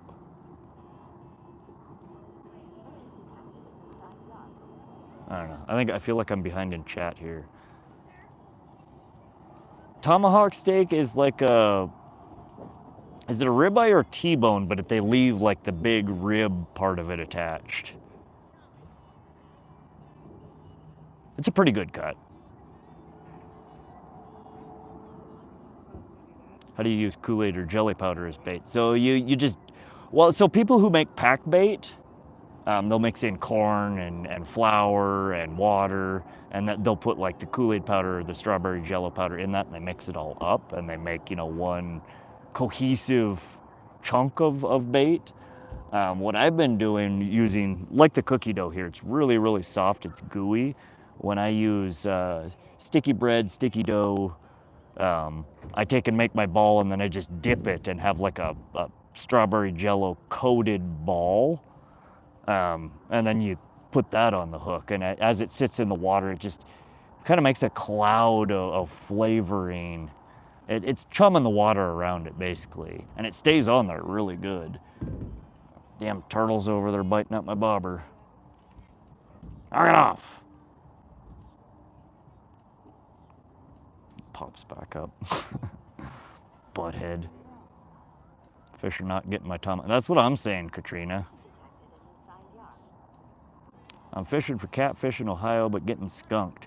Joshua, I always have, the best luck I have when I'm catfishing is really early in the morning and like right before dusk. You'll catch them sometimes throughout the day, but normally there's like a period where the catfish bite is just on, and you'll get bite, and then it just disappears.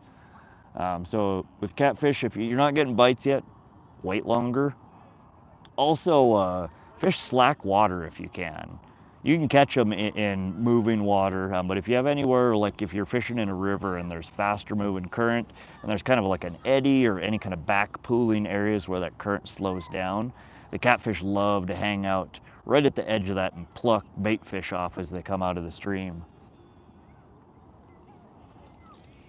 Oh. I don't know if that's the turtle, but the bell was me. I'm hitting my line with this pole here. I think the turtle's screwing with the bait over there. What was your last catch? We've caught 2 little yellow perch so far in the stream. The turtle's pulling on that other one too. Yeah, I think that was the turtle. Little buttheads. Never tried that. My go-to is minnows or worms. El Dabo, you could try even dipping your worms. And in fact, I should try that. That's something I haven't really played around with. But anything sticky, if you can get the powder to stick to it, I would imagine it would work much the same way. And look up, there's a bunch of videos on YouTube. Just look up like red 40 or red dye 40 and fish attractant. And there are videos where they just plain squirt like red 40 into a water, you know, into a tank with fish, and the fish swarm like they're freaking piranhas on it. Like there's just something about it. It triggers them. So yeah, you could even take your live minnows, your dead, your cut bait, your crawlers. That's moving now. I still think that's a turtle playing with it. But you could, I would imagine, dip almost anything in the powder and it would probably work. Just me, I'm new here. What's up, just me? Joshua, 9:20 here, it's 7:20 here. We're 2 hours behind you. Smitty, 6 a.m. to 11. Catching up on chat here, guys. Catch a lot of flathead at night. Yeah, catfishing in general seems to pick up at night or right at dusk. Michael Baker, if you want to catch catfish in the morning, you have to fish all night.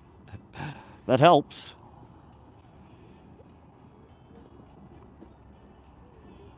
Yeah, no, when I go catfish, I always wake up late on the catfishing days and miss that morning bite. But on the days that I do get there early in the morning, it's like 7 a.m., 7 p.m., you know, like roughly around those areas, tend to be really good bite for catfish around here. Fishing a very deep river, 50 foot, wow. Fish the shallows. I mean, I've caught catfish in turbulent water. They are in there. But the biggest catfish and the best luck catfishing I've had have been more in shallow waters than deeper waters. And again, I typically will target slack water, eddies, where the water slows down. And if you're by a fast moving river, there will probably be areas like that. I don't know that I'd be like bottom fishing, you know, a 50-foot river for catfish. I don't know. Maybe. What's the best eating fish? Fishing fingers. Keep calling you fishy fingers, which is a different streamer. My favorite to eat around here is northern pike. It seems like everybody kind of has their preference. A lot of people like trout. Trout's decent. There's another turtle. He's just playing with the bobber. I don't think he even cares about the worm. You guys see that? Right there. He thinks he's made a friend. Walleye are good eating. Perch, if you can get them big enough.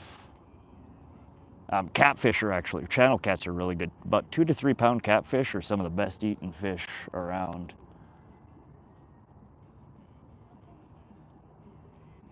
He's just nosing the bobber. Oh, no, no, no. All right, we're not doing this. Get away from my worm. Man, I need to move that pole. Oh, he got my worm. I think he was actually going after the attractant bead. He ate the worm already, so now he's gonna eat the bead.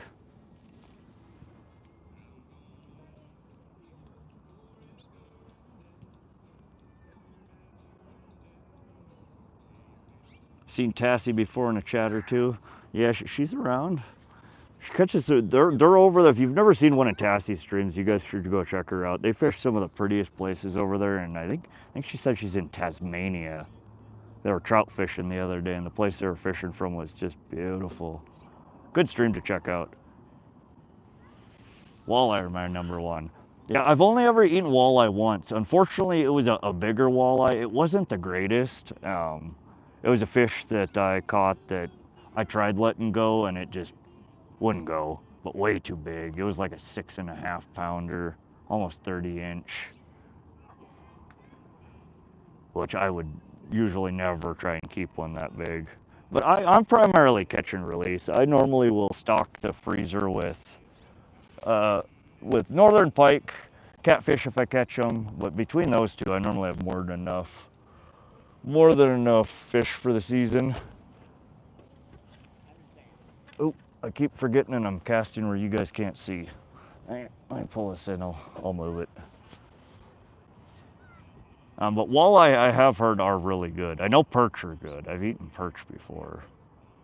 How many acres is this? This is a lot bigger than the local pond that I normally stream from. I don't know offhand exactly how big this one is. I want to say probably 30 acres or so. It's not super big, but way bigger than the 5-acre pond that I normally stream from. Crappie for you. Panfish, I believe, I think are all pretty good. I've never eaten them, but I hear they're quite good. You're right by Lake Erie. We have large channels here, 20 pounds, not uncommon. Shipping channel is not super fast moving. Okay. Those are big channel cats. Have you ever had a 10-pound bass? No, the biggest bass I've caught was a 2.5-pound largemouth. Has anybody tried burbot? I've heard it's really good, El Dabo. I've never caught one. That's a bucket list fish for me. They have them in water bodies all around here, and I've seen people catch them. I've never had one. I've never reeled one in. But everybody tells me they're absolutely delicious. Those smaller ones are the best. 2 to 3 pound is usually the range that I like to keep to eat. 30-inch walleye is my master favorite to target. Yeah, 30 inches is a good sized walleye, but that's when they get that big, they're not only is it not as good of a tasting fish to eat, but any fish of that size, especially a walleye, where that's 30, 32, 34 inches is kind of about max. That's about how big they get. That's an older fish. That's an adult fish. That's a fish that has a lot of, oftentimes, heavy toxic metals, mercury in them. And while you can eat them, you just got to be careful. You don't want to eat too much too often of them, because like the fish, those heavy metals stay in your body for the rest of your life and can cause all sorts of medical issues. These turtles are driving me nuts. Get away from them. Quit it.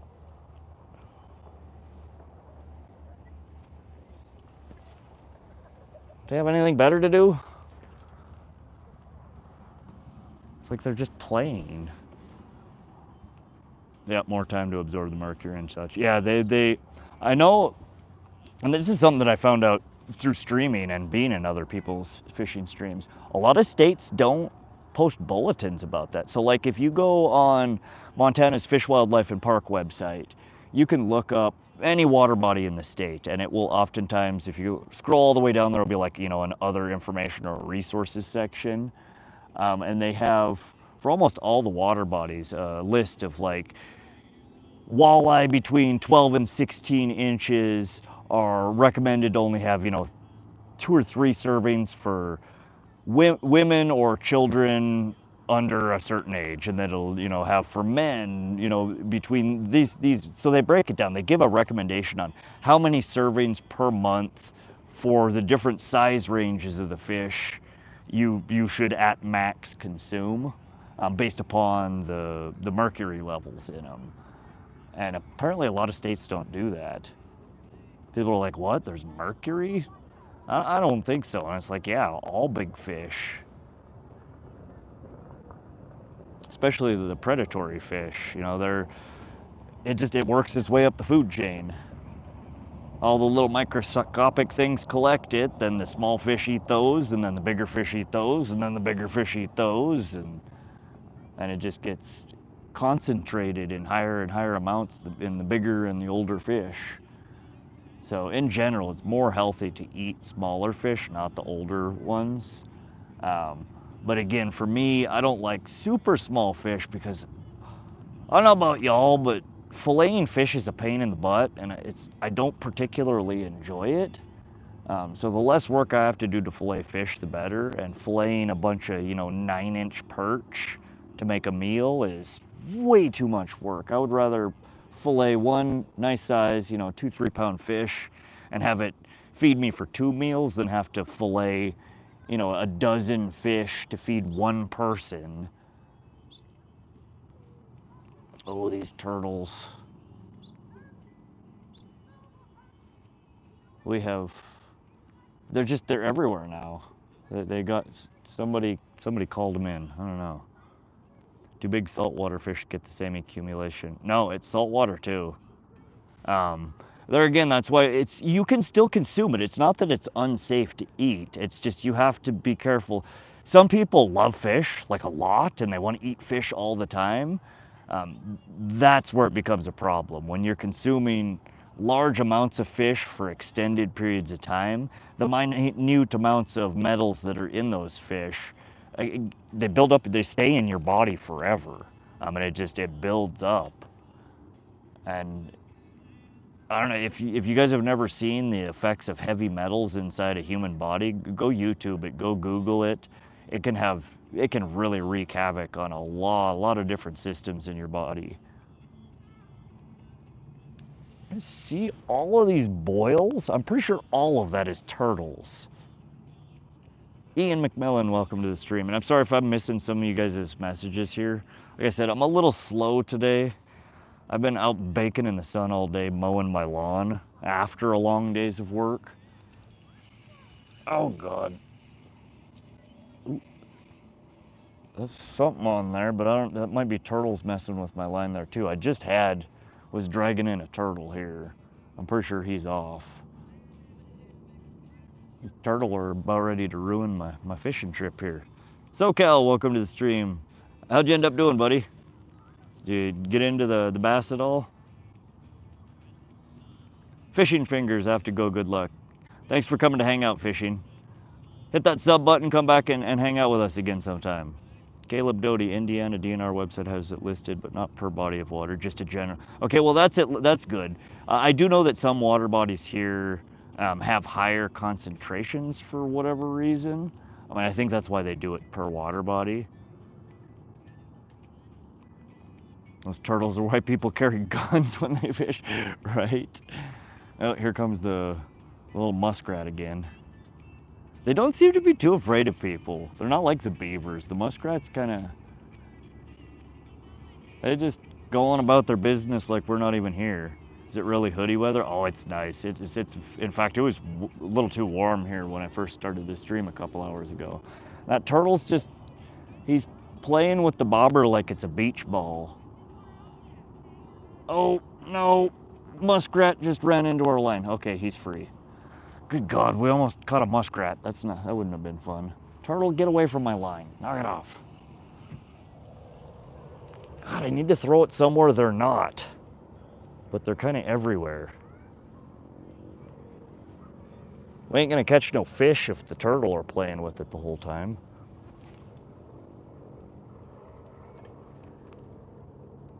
Alright, I just threw it literally into the weed bed. I don't know if that's gonna help or not. Maybe there'll be a fish out there in the weeds. And I just stepped on my cookie dough. But yeah, it's really nice here. It's probably 76. Overcast sky. That's nice. It feels gorgeous. I just brought 2 ice rods on the boat today to jig and wouldn't, you know, damn walleye hits it. Heck yeah, dude. Is it a good sized walleye, Justin? Edivaldo, welcome to the stream. How you doing, buddy? Is that a Brazilian flag? I don't recognize that flag.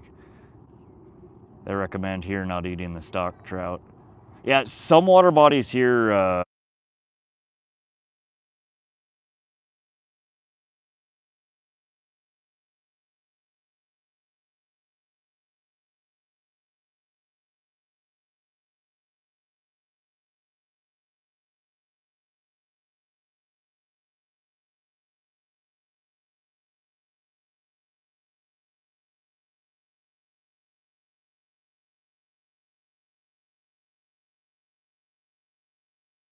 compared to the smaller ones that cooks.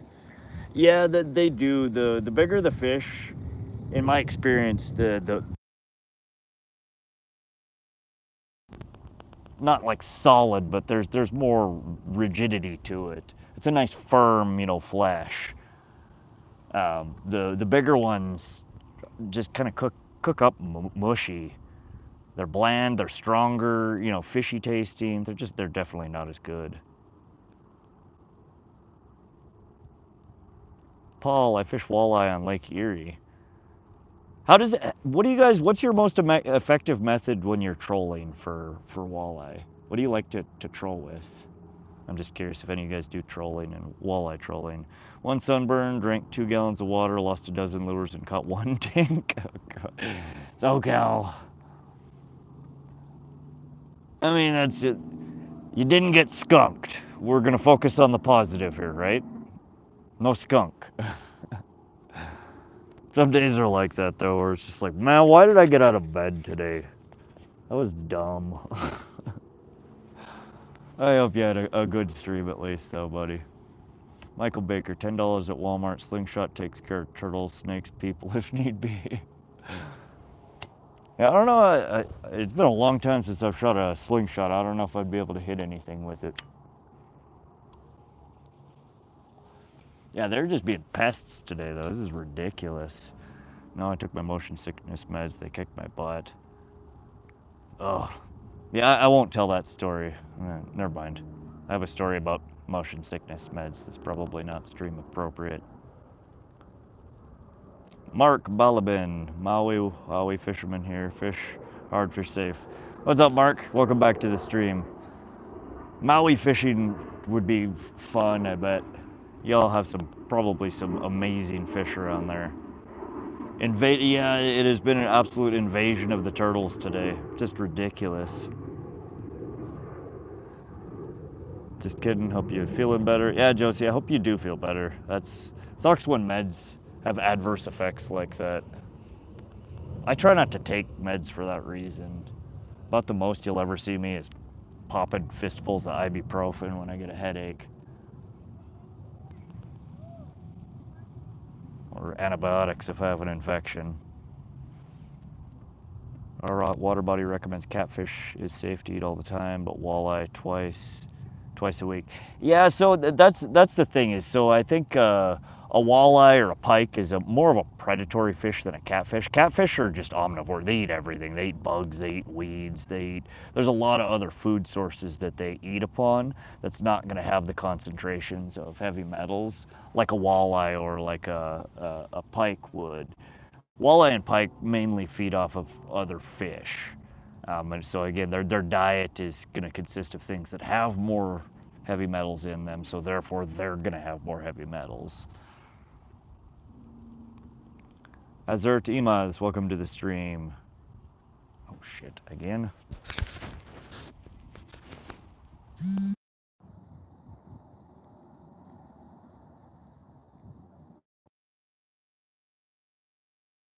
Up in chat. Sorry about that.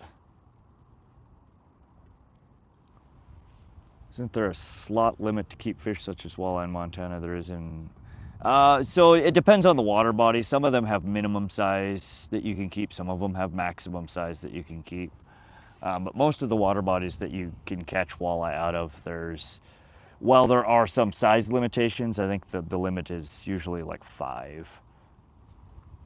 Augustin, welcome to the stream. Bandit lures and crawler harnesses. Like the Bandit Walleye Deep, Paul Detweiler. I do have a handful of those. I need to get some smaller ones though. The only ones that I have are like they're super deep diving. I think they're like 27-foot dive depth. Or crawler harnesses. Okay, that's what I typically will troll with for walleye, is like a crawler harness or a small crankbait. No skunk, but also no big chunk. Bass Fishing TV, welcome to the stream. Let me get caught up here. Is that a pen rod? No, they're ugly stick carbons, medium light fast action. It's my favorite rod my favorite all-around rod that I use. Super, super sensitive, super durable. I beat the crap out of them and they seem to work every time I pull them out.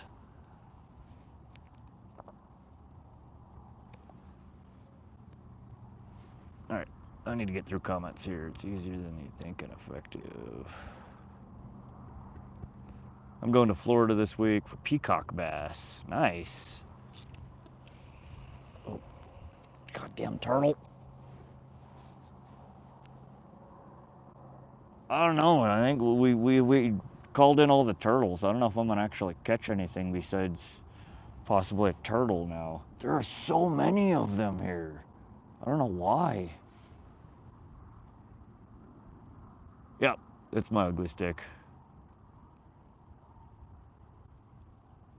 All right, I'm just scrolling through the chat here. I'm way behind. Flicker shad purple tiger. Okay, thanks, Paul. I appreciate that. Nathaniel, what pound line? 30-pound braid, turtle on bell rod. It's already hooked. No, I don't think so. Turtle, I think, would actually make the bell rod go off. I think a turtle was biting at the line a few minutes ago, but I'm pretty sure we don't have one. Fishy Fingers Jackson. What's up, Jackson? How you doing, buddy? Throw a cig at them. Peacock bass is a definite bucket list fish. Yeah, that'd be cool. They're neat looking. But Michael, I don't think we have a turtle on the bell rod. They are pretty much constantly harassing my bobber. All right, let's get this in. Let's get a new... Oh, we got a fish. I don't know, chat. Is this... I think that might even be smaller than the last one. They're just getting progressively smaller here. No, I was gonna move the line and he snatched it right as I was about to take it out of the water, and oh Lord, he engulfed it. Why do they do this? Knock it off.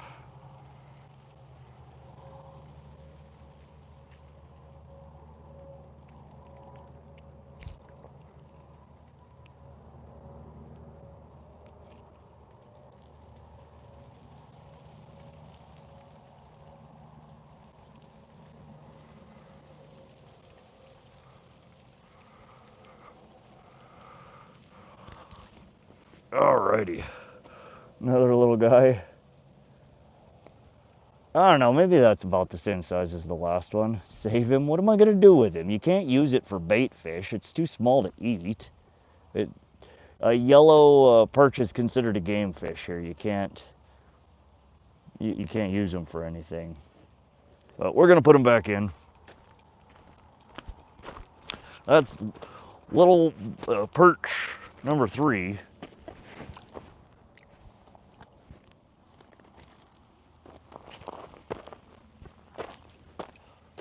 No, can't use them for live bait, can't use them for cut bait. Way too small to eat, and you are not allowed to transport live fish in the state of Montana unless you are a commercial fisherman with a license to do so. Big fines if you get caught trying to take fish home from a water body to put in your fish tank or a pond. Highly illegal. No, Michael Baker, no live bait in central Montana, and yellow perch is considered a game fish, so you can't cut them up to use for cut bait.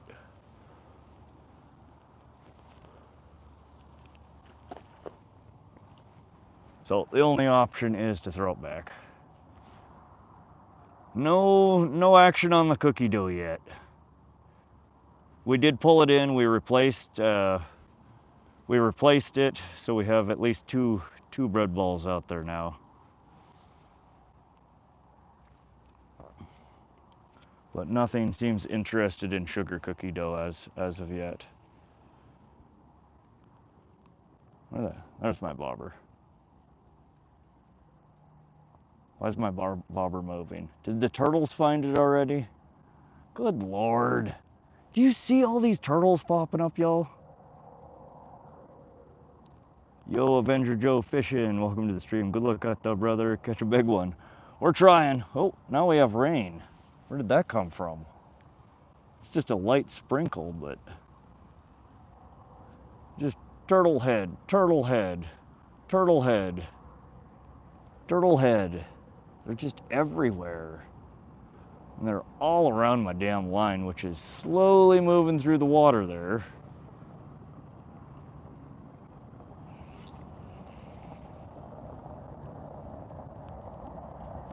Quit it! Leave my damn bobber alone. Gotta use Mama's oatmeal raisin cookies. Yeah, we just have just sugar cookie dough that I grabbed from the grocery store. I walked by and I was like, that sounds so good. I haven't had a sugar cookie in a long time. I'm like, I'm gonna try that for carp bait. But it's really soft. It felt so firm in the package when it was in the cooler, but the moment it... Oh, I think we have something on there. Or it tangled me. No, I think I just slightly tangled. Nope, there we go. We got another monster. Yep, this one's definitely the smallest of the stream so far. God. Is that all we're gonna catch is progressively smaller perch here today? What is this? Oh, let go. There we go. And just have to roll it in the dirt once, as per normal. There we go. There's another. Under all that dirt, it is a tiny little yellow. God, that's a pretty one. I love how that back fin just stands up. They're so sharp, just like a walleye. Every one of those points is just, it's like a hypodermic needle. All right, get her back in the water. That one is definitely the smallest of the stream so far.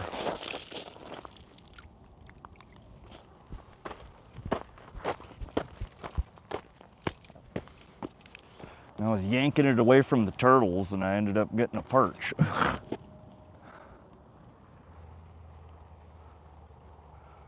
Hey, and we still have our worm.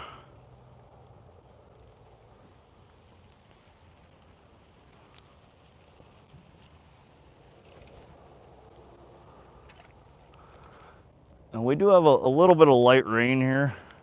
It's not too bad yet, but I think I might go throw on my rain jacket and move some of this stuff out of the rain. Give me like 2 minutes here, guys. Oh, I think my bobber just went down. Where the hell is my bobber? There it is. All right, y'all watch my bobber. I'll be right back.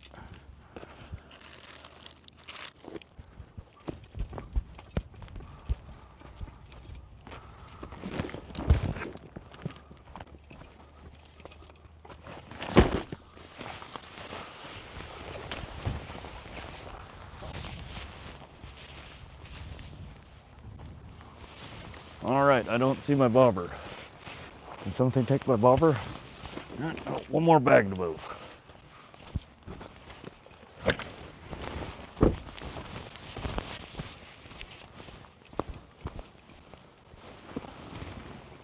Where is my bobber?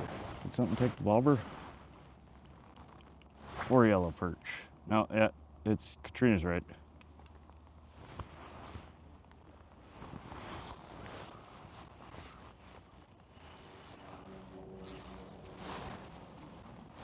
Weeds?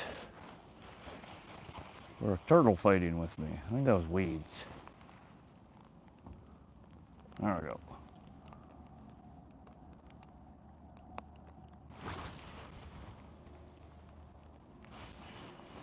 Oh, fish on!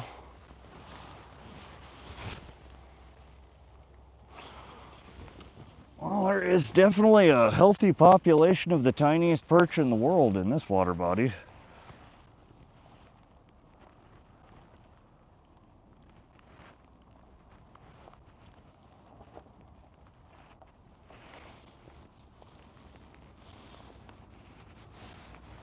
Oh, oh, little baby. Very pretty. This one's a little bit bigger than the other one. Ashley B, what's up, Ashley? There's number 5. Let's get him back in the water and catch another one. Hopefully bigger. Y'all go find Grandma and Grandpa. Tell them I need to have a chat with them.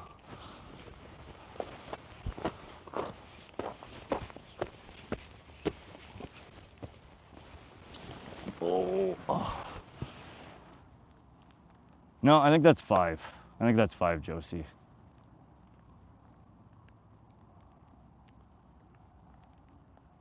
It's so Kelly, yeah, when I hit the live stream button today, I'm like, man, everybody is live right now. I'm like, whatever.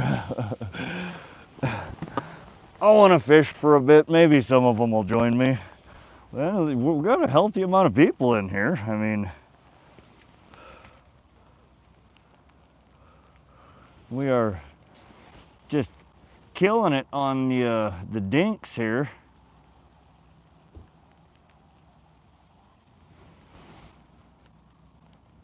Jack and Axel edits. I caught a 70-inch muskie today.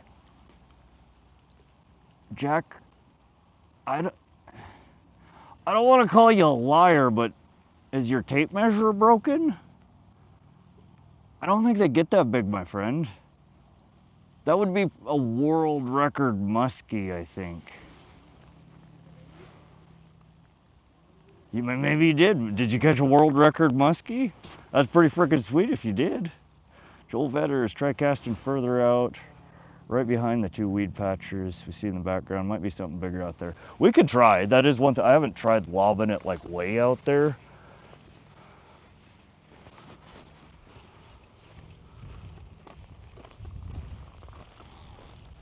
I need to get a little closer to the shore so we can try to get it either in that. We'll try and get it past the weed patch over there. Nope, right into the weeds. Let's pull her a little bit out of the weeds here. There we go. We didn't quite make her past the weed patches there. It's a pretty small weight on there. I don't know, we're hucking like half an ounce, 3/4 of an ounce maybe out there.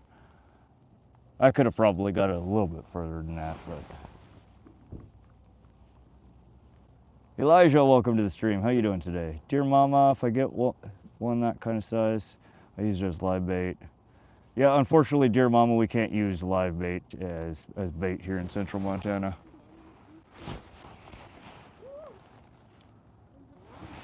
And I'm falling behind. Got so close to 1K. Oh, SoCal. You guys, if you guys like fishing streams, help a brother out. SoCal is really close to his 1,000 mark. He's a good dude. He's got great streams. He streams probably more often than I do. He's got a local pond that he fishes out of. He takes the boat out. He does a lot of bass fishing. They got the pond right behind his house has some really nice channel cats in it. Big bass. Good dude. Good live stream. When I'm not streaming, I'm oftentimes in his stream. Go hop over to his channel there and give him a follow. SoCal, type your @ out. I don't have Nightbot set up to do that yet. The Gary Miller Show. Where you at? Central Montana, Wadsworth State Park. 70 centimeters more like it. Come to Ohio and I'll take you out to Erie. Bites on fire. I'd love to. Sometime in the next couple of years, I think I'm gonna start doing traveling around the states, and maybe we could do something like that. Hit that sub button, talk to me. Maybe next season or the season after we can get some fishing trips set up where I can maybe come fish with some of you guys. 67 to be exact. Jack, if that's inches you're talking about, if you kept it, go get it certified. You may have a world record or a broken tape measure, one of the two. I'm leaning towards a broken tape measure, but I would love to give you the benefit of the doubt. That's a huge fucking muskie. How's the bite? Wonderful if you're after dinks. We're pulling them in one after another here, and I don't know where the hell my bobber is. I think I caught some weeds and there it is. It's sunk. We're on 5 or 6 yellow perch at this point. 68 inches bigger than your perch, right, Dave James? Glock Baby said hi. Welcome to the stream, Glock Baby. Dan the Backpacker, welcome. What's up, fam? Doing good, Dan? How you doing today? We are on fire catching the dinks. They don't want our cookie dough. We're trying to catch a carp on the bell pull here. And our bobber here is getting annihilated by baby yellow perch and turtles. We're waiting for something a little bit more interesting to bite. Yeah, if y'all go check out Get the Net Fishing's most recent live stream. He had a carp pull the line in the water and he went swimming to grab it and came back out with his pole and then proceeded to reel in. It was like a 12 or a 13 pound carp. Nice carp. Lost. Oh yeah, Gumar. Like my voice was gone. The next day I could just a raspy mess. I'm just getting it back today. It's still pretty hoarse. But yeah, it was a marathon stream on Sunday. You guys missed. I stream 2 to 3 times a week, sometimes more. Like this last week, I've streamed a couple of times more than that. Sometimes we pond fish, sometimes we bank fish, sometimes we take the boat out and go to the river, the lake. My favorite thing to target is northern pike or carp, but we do go out walleye fishing, trout fishing, bass fishing sometimes, sucker fishing. So if you like live streams, you like fishing streams, you like to just hang out with a good bunch of people and chat, hit that sub button. Come back and hang out with us. We'd love to have you. It's a pretty new channel. We've been at this. The channel's about a little over 2 months old. I've been streaming for about a month. Hi, puppy. Hi, puppy. All right. No. We don't. All right. Move along now, sir. Move along. But yeah, hit the sub button. Come hang out with us. We'd love to have you. It's a fun bunch here, and we like to fish and joke around and have good times.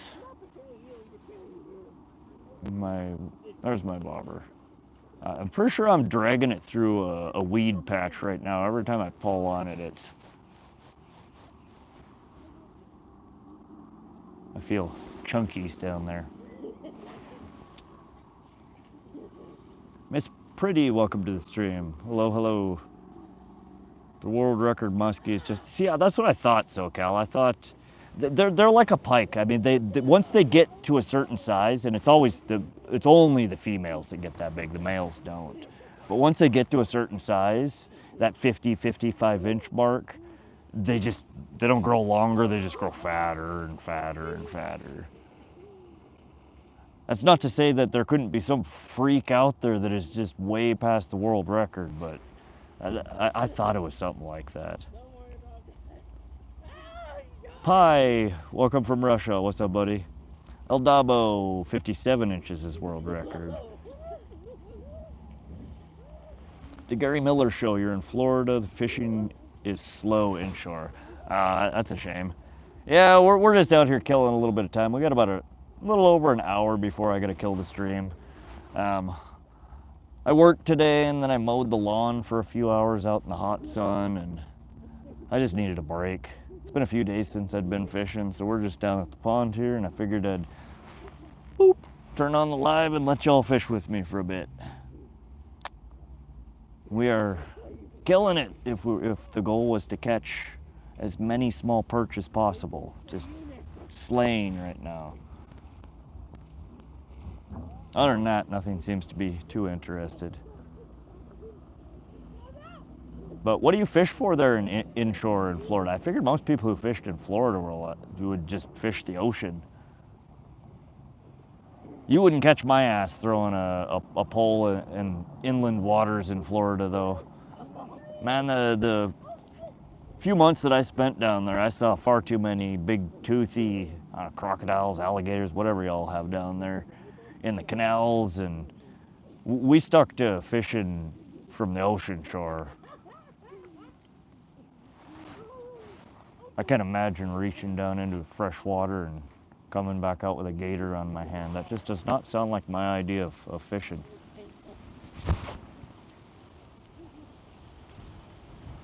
Oh, get the net fishing. Yeah, there's a bunch of different SoCal Outdoors similar channel names. SoCal, drop your @ in chat so people can find you. You have like one of the hardest channel names to find without your @ because there's so many people with a similar channel name.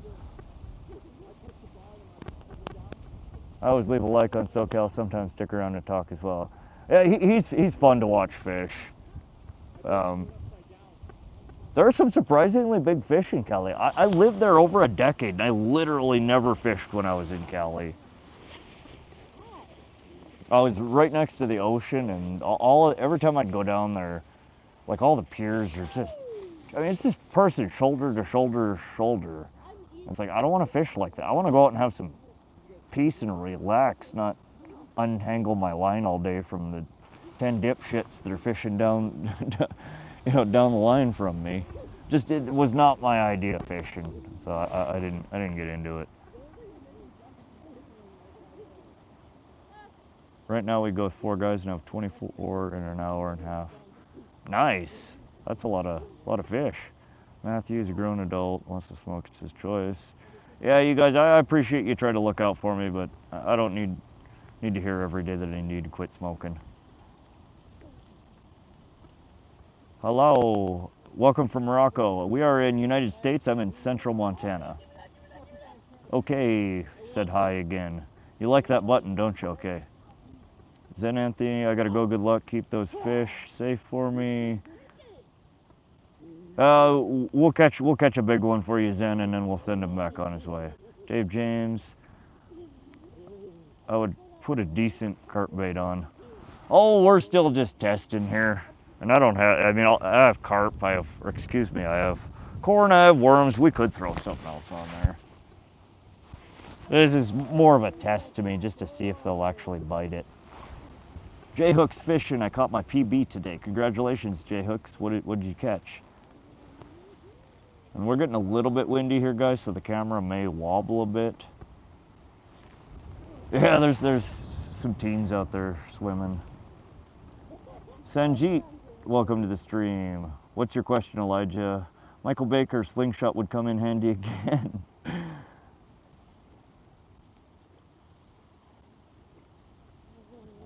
Josie, I think she's just joking. Get the net fishing. SoCal Outdoors, I subscribed. Yeah, SoCal, drop your @ in the chat. Yeah, is that it? @ SoCal_outdoors. I thought there was a dot in it. See, there was within 10 lines there. That's 2 different people doing 2 different @s.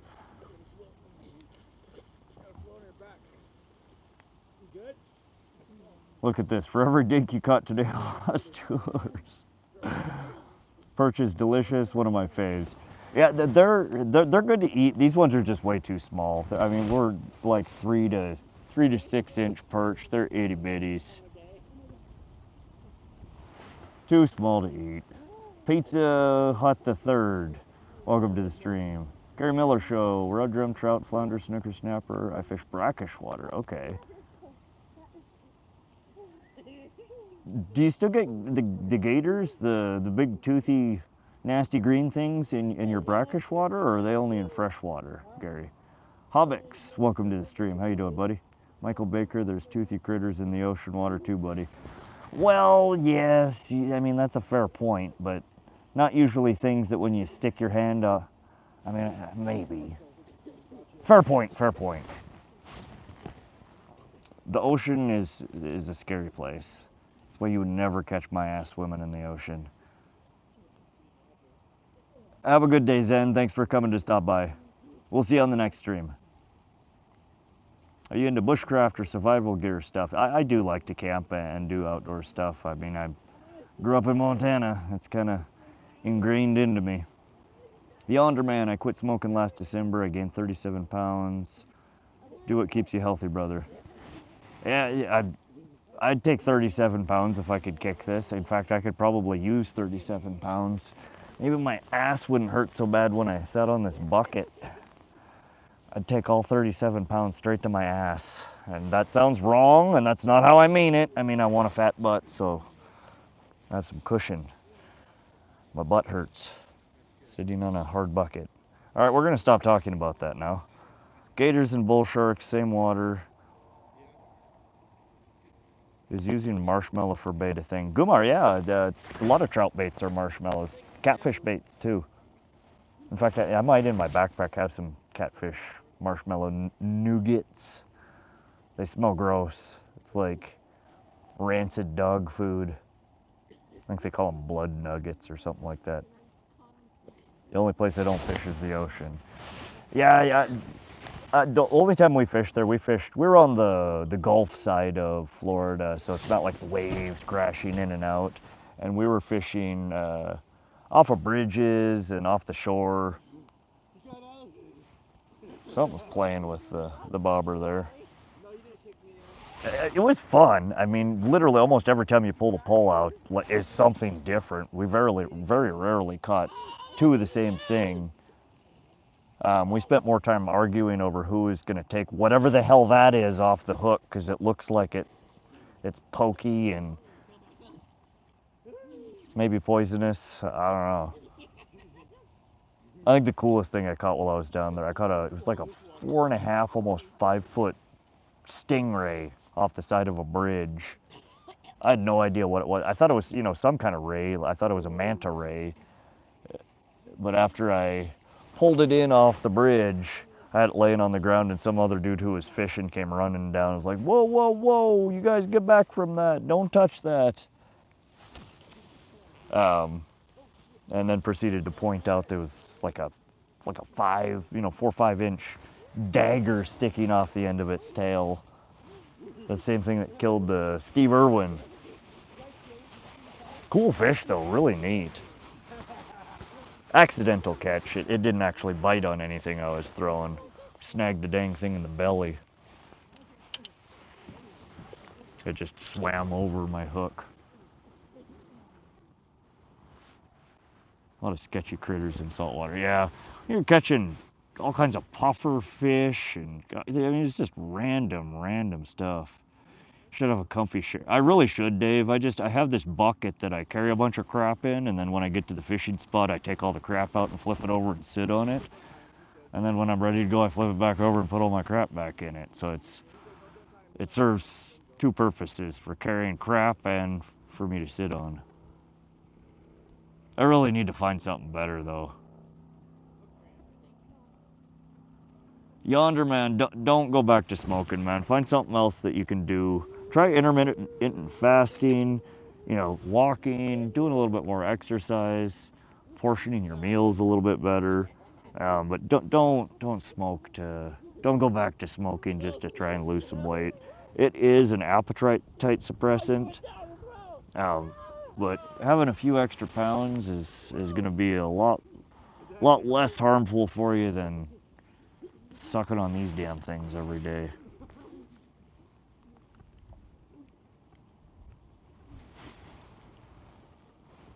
Logan, what did I miss? Sorry. Any luck on carp? Sorry. CJO Productions said hi, welcome to the stream. That's a Parliament? No, it's American Spirit Mellow Menthol. Sorry, I skipped some of the comments here. Sometimes the chat like jumps on me and I miss stuff. So if I've missed your comment, you guys, I apologize. I try to get to everybody's comments, I really do. And I end up like way behind in chat. So I'm trying to get through these.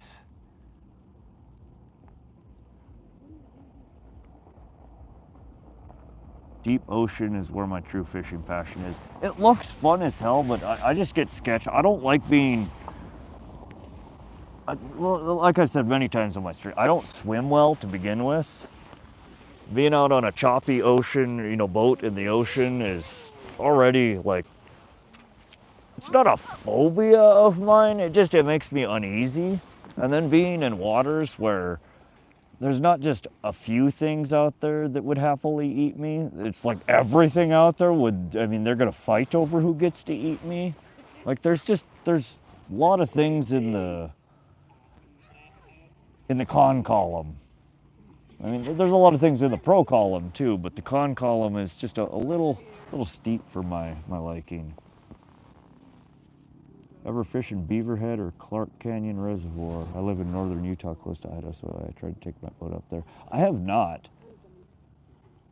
I haven't, Yonderman. It's like real and in a freaking car hood. Like reeling in a car hood. Okay, that's what you're saying. Basically, yeah. I mean, it was foul hooked too in the belly, so it was just weird. And then not on top of that, I was on like a 20-25 foot bridge. So I have no idea how I managed to wrangle that thing up without, you know, losing it, snapping off. Once in a lifetime catch though, just completely random. You're bringing in everything but big fish, right? I'm gonna change the channel name to Dinks R Us, the Dink Hunter.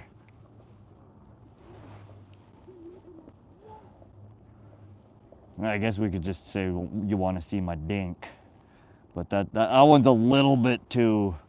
I mean, that one's just a little too close for comfort. Want to see my rod is still, you know, a little edgy, but fishing related. Obviously fishing related. Stanley, 46 years now. No, I haven't done it quite that long, but I mean, it's been 3/4 of my life. Way too long. Sharks are the one I don't like. Really hard to grab them by the lip. Yeah. Big C says workman's seat. Yeah, I need to look and see what other options are out there. Where the hell's did my bobber go? Where's the bobber? There it is. I look down there and it's just gone, but there's no tugging. It's like something's just pulling it under the water enough while it munches on it. Probably turtles. Joe Halleck, yep, Central Montana, and I'm behind in chat here again. Christian, welcome to the stream. How you doing? Mudbank Outdoors, hey, from South Carolina. Welcome, Mudbank. How's the fishing over there in South Carolina? Morty Smith said thumbs up. Appreciate that. We got 129 likes this stream. Doing wonderful. Appreciate that, you guys. Don't be a bum and throw up that thumb. That's right, Morty. You're the one with all the catchy rhyming promos there. Appreciate that, Morty. Terrell Foundation said hi. Welcome to the stream, Terrell. You should pick yourself up a cushion lid that goes on your bucket. Yeah, I've seen them. I don't remember where I saw them though. If it was at one of the local stores or if it was on Amazon. There's another bite. Oh, that's actually a fish. Hey, or a turtle. Oh, that was a turtle. Thank you for letting go, turtle. Whew. It felt nice, but then it's like, okay, that's not a fish bite, that's a turtle, and then it let go, so. Stanley from Ohio. Never fished in Ohio, been through there a few times. Don't feel comfortable in water deeper than 5'9", I float like a rock. Same here, Michael. Using marshmallows for bait is the thing. Yeah, Gumar, trout, a lot of trout baits are marshmallow. Catfish baits they make out of marshmallow too. I've never had great luck with them. I find them really hard to keep on the hook, usually. But yeah, lots of people use marshmallows for bait with, I guess, mixed success. Miranda Iverson, welcome to the stream. Want to see my dink is going to attract all the wrong people. Yeah. That'll be my OnlyFans stream, you guys. JK. No, I don't have an OnlyFans. Stanley, what's the biggest thing you've caught? Caught and landed are two different things. The biggest fish I've landed is a 22.5 pound, 42-inch northern pike. I've had some things on the line that were way bigger than that. Didn't manage to land them though. Last year we had to the bank, I estimated it to be about a 50-pound carp. And that's one of the biggest things I've ever had on my line. Still looking for some big ones. Gumar Cruz, you've asked that question. He's answered. Stop asking the same thing over and over. Mudbank. Fishing is awesome on the coast. Yeah, coastal waters, you get that. I mean, that's like SoCal. He gets the option. Do I want to fish freshwater? Do I want to fish brackish water? Do I want to fish saltwater? I mean, you guys just have so many more options. Me, it's do I want to fish a pond, a lake, a stream, or a river? They're all freshwater. Dave James, giving up smoking is easy. It's all in your head. I know. 99%, well, 95% of it is mental. There is many things they put in these damn things that are highly addictive. But yeah, the biggest hurdle is getting over the mental aspect of it. Telling your brain you don't actually need it, which is not a trivial thing to do when it's had nicotine flowing through it for 30 years. Mary Turner, welcome to the stream. Hey Rod, I brought the luck in with me. Nice. Let's catch something bigger than, oh, maybe you were there for the turtle bite. We're just catching dinks today. We've got 5 progressively smaller perch. Try hot dogs. If we had catfish in here, I'd throw some hot dogs out. I have had suckers eat hot dogs. Catfish too. I did catch a carp once off a hot dog. Michael Baker, carrier, collapsible little stool, hooks into my backpack, doubles as a table. Oh, it's a good idea, Michael. I'll have to look that up. But welcome, Mary. I hope you brought the luck. I need to catch something better in here. Have you ate turtle? I've never actually tried turtle now. Freshwater monsters.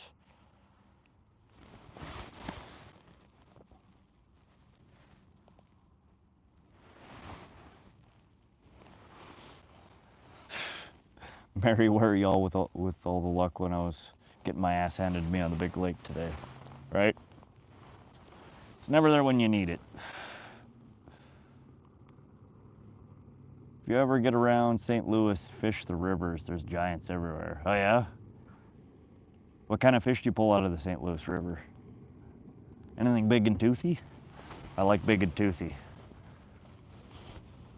When it's fish, not reptiles. I don't like big toothy reptiles. Why is bass fishing so popular all over the States? I don't know. Bass, I've never caught a big bass. The 2.5 pounder put up a fairly decent fight. I mean, it was fun.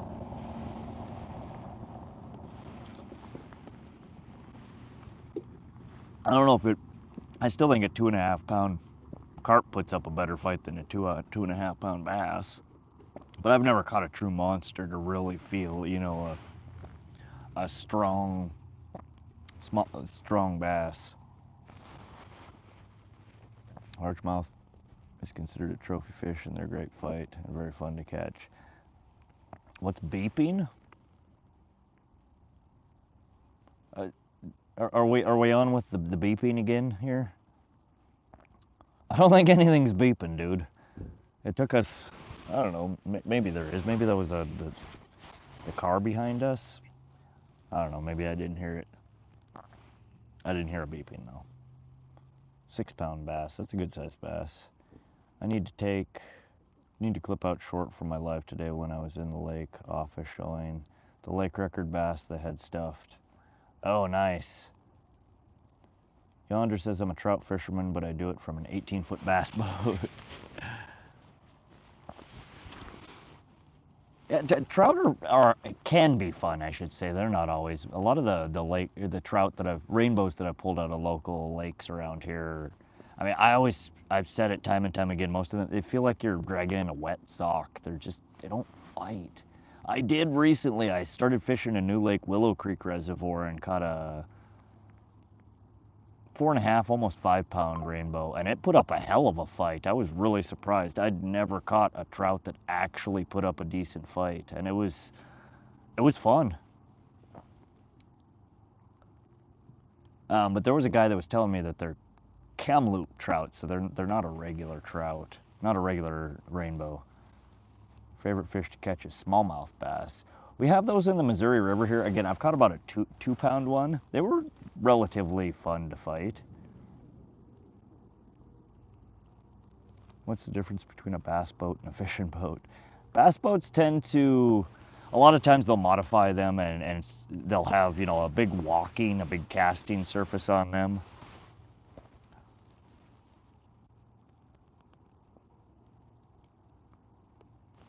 Ooh, there was something on the carp pole there.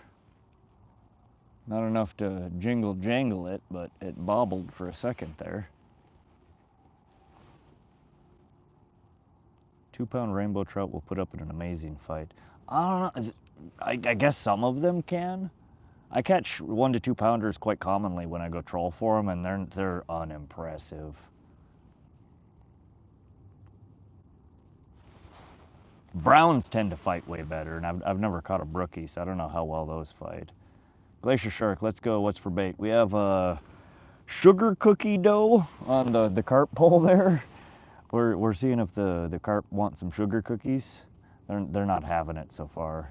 And then on the other rig here, we're just running a really basic bobber rig, and it's tipped with nightcrawler. There's a bunch of different fish in here that might eat it. All we've caught so far is a bunch of baby perch.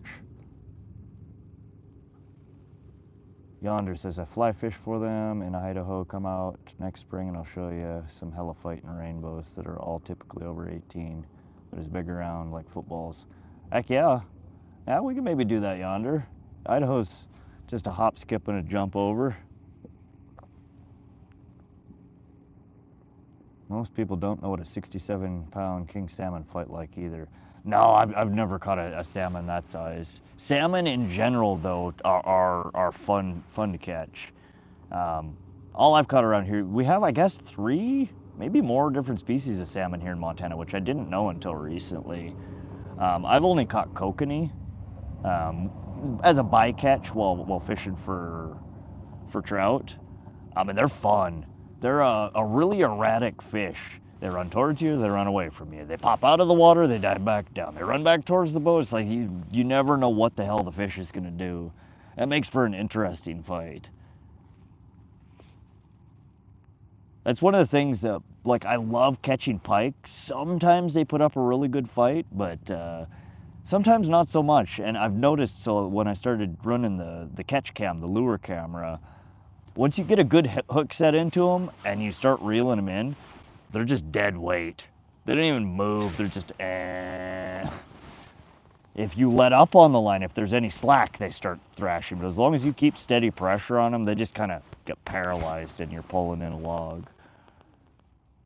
casting for pike are usually much better fights than trolling for them. I want to go fishing for tarpon as well. Tarpon, I've never, I don't think I've caught one of those. I don't know what all we caught while I was down in Florida. Gar would be fun. We have shortmouth gar that I've never caught. We have those in eastern Montana. Gooba, hey man, I haven't been here. Got to go to bed for school. Been on sleep schedule. I'll see you tomorrow. Thanks for swinging through, Goomba. Appreciate you coming to say hi. Hit that thumbs up on the way out. Come hang out with us next room. We might be on tomorrow. It depends on weather. Kind of seems like a storm system's coming in here. We got a little bit of rain right now. Hopefully it stays nice tomorrow. And after work, maybe I can take you down to the river or one of the local ponds.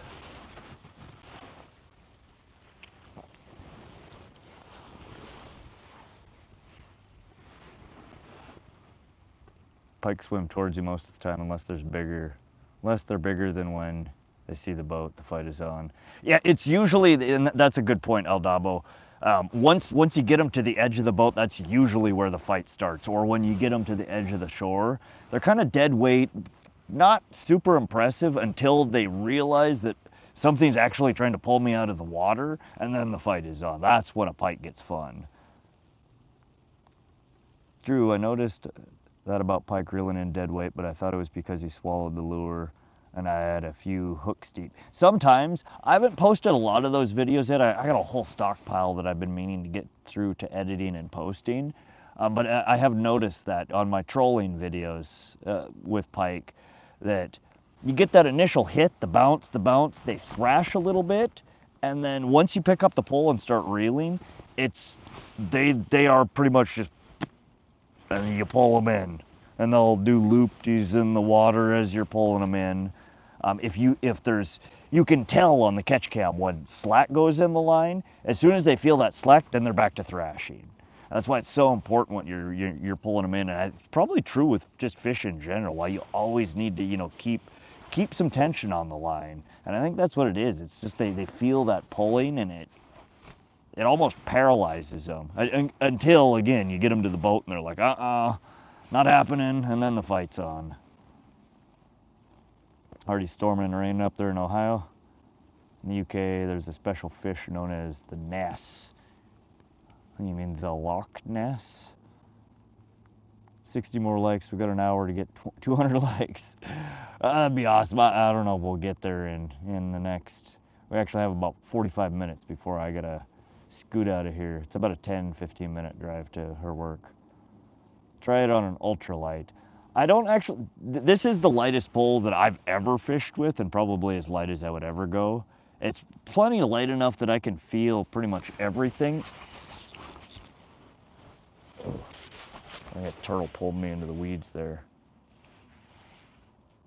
Okay, he's off, I think. Let's get out of these weeds. Now I got a whole pile of weeds on here. SoCal, gone through the video. Yes, Canyon Ferry video was absolute garbage.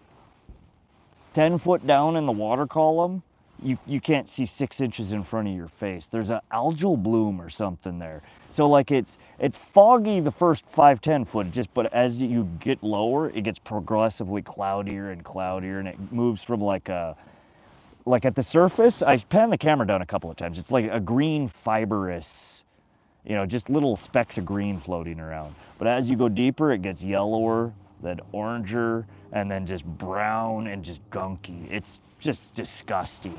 But yeah, pretty much anything below 10 foot that we fished that entire day, zero visibility. I did still get some fish on the lure camera that were coming from higher in the water column down to check out the bait. Trout and walleye, but the majority of where I was running my rigs all day was like, I've said this a couple of times in the stream so far. It looked like if I went and ate the entire Taco Bell menu and then went and had a meeting on the toilet. Just disgusting, thick, nasty. Just a soupy brown orange mess. Yeah. It's got to be an algal bloom. So if we would have been fishing high in the water column all day, I think we would have done much better. I don't know if I'm going to go back there this year. If I do, I'm only going to fish, you know, first 5-10 foot of the water body. Oops. But I may actually wait until next year and try and go down there in the spring before whatever all that crap was has a chance to take over. Wow, I just tangled the crap out of this.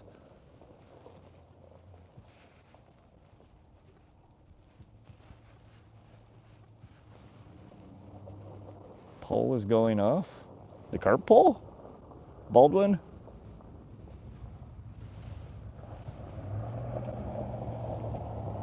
Give me a sec here, guys. I had a giant mess I just made. I let the bail close on me as I was casting and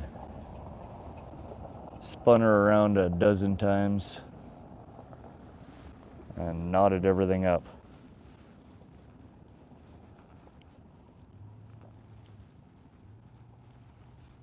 Going to catch a skunk before he catches a fish.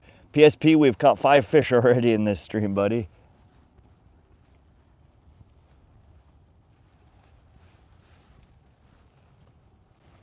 You're welcome to hang out and chat. Well, let's be nice to each other. There's no reason to be buttheads. There we go. That came out. Carp rod isn't gone. Yeah, I didn't see anything on there. We did have one nibble a little bit ago, but it was just a nibble. So something's, at this point, it's probably a frickin' turtle. They've kind of went away a little bit. I still see a couple of them patrolling over here waiting for me to toss it back out, but most of we were harassed for a long while there. Baldwin is on the hallucinogens. What is that rig for and why are there so many clips on it? All right, well so we have a bobber. This is just a clip-on bobber. In fact, I should probably lower this a little bit. We have a bead. It acts as an attractant. It protects the knot, and primary purpose is to keep me from pulling the end of my swivel through the tip of the pole, damaging the tip or getting it stuck. And there's a clip. So that's what I rig on pretty much all my poles. I'm not one of y'all fancy guys that ties on and cuts off every time. I'm a lazy fisherman. I'm a practical fisherman. I tie a clip on the end of my hook with a swivel. Not every lure needs a swivel, I have a swivel. Not every lure needs a clip, I have a clip. From there, I have actually a inline weight. So instead of using split shots, most people with a bobber rig would throw a couple of split shots on. I hate split shots. I always lose them. I can never pinch them tight enough with my fingers, so I end up biting them with my teeth, which is really bad. You don't want to put lead in your mouth.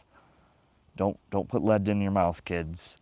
So I have these inline weights, which come with a clip of swivel on it, so I get a second swivel, and then there's a swivel on the other side, so I get a third swivel, and then I don't want to tie onto it, so I add another clip. So yes, it's a lot of hardware, not all of it's necessary. Yes, it's excessive. Y'all can be purists, you know, oh, you don't need all that junk. I'm a lazy fisherman. I use what works. This works for me. And then on the end of all that, we just have a little micro hook with tipped with a worm. Swivel maxing, right?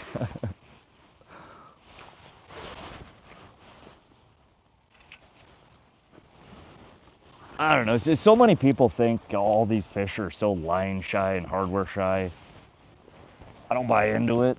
I mean, I'm sure there probably are some species, and maybe you might get fewer bites with it. I seem to catch plenty of fish, and I throw everything but the kitchen sink out there sometimes. Do what works for you. I've never once and will never tell you that my way is the right way or the only way. My way is my way. You know, I show you guys how I set my rigs up. Oftentimes I will explain to you the logic behind why I set them up that way. It's debatable. You can tell me that you don't like it or your way works better, and that's awesome. Do it your way. But yeah, it's what works for me. And sometimes you'll see that I switch things up quite often. I don't always fish the same way, but I'm kind of a creature of habit, so oftentimes you will see me rig things up quite similarly. Use what you like to catch what you want. That's absolutely right, Real Mac. I know, I mean, if somebody could sit me down and tell me why the way that I'm doing something is bad and explain it to me in a rational way that makes sense and show me a way that's just as easy, that's better, I'd probably do it that way. I mean, I'm not super stubborn when it comes to things, but this is the way that I've learned to do it, and it's the way that works for me, so that's what I go with. And again, oftentimes a lot of it has to do with I'm a lazy fisherman. Good enough for me is oftentimes good enough. It may not be the best way, may not be the most practical way, but if it works, it works.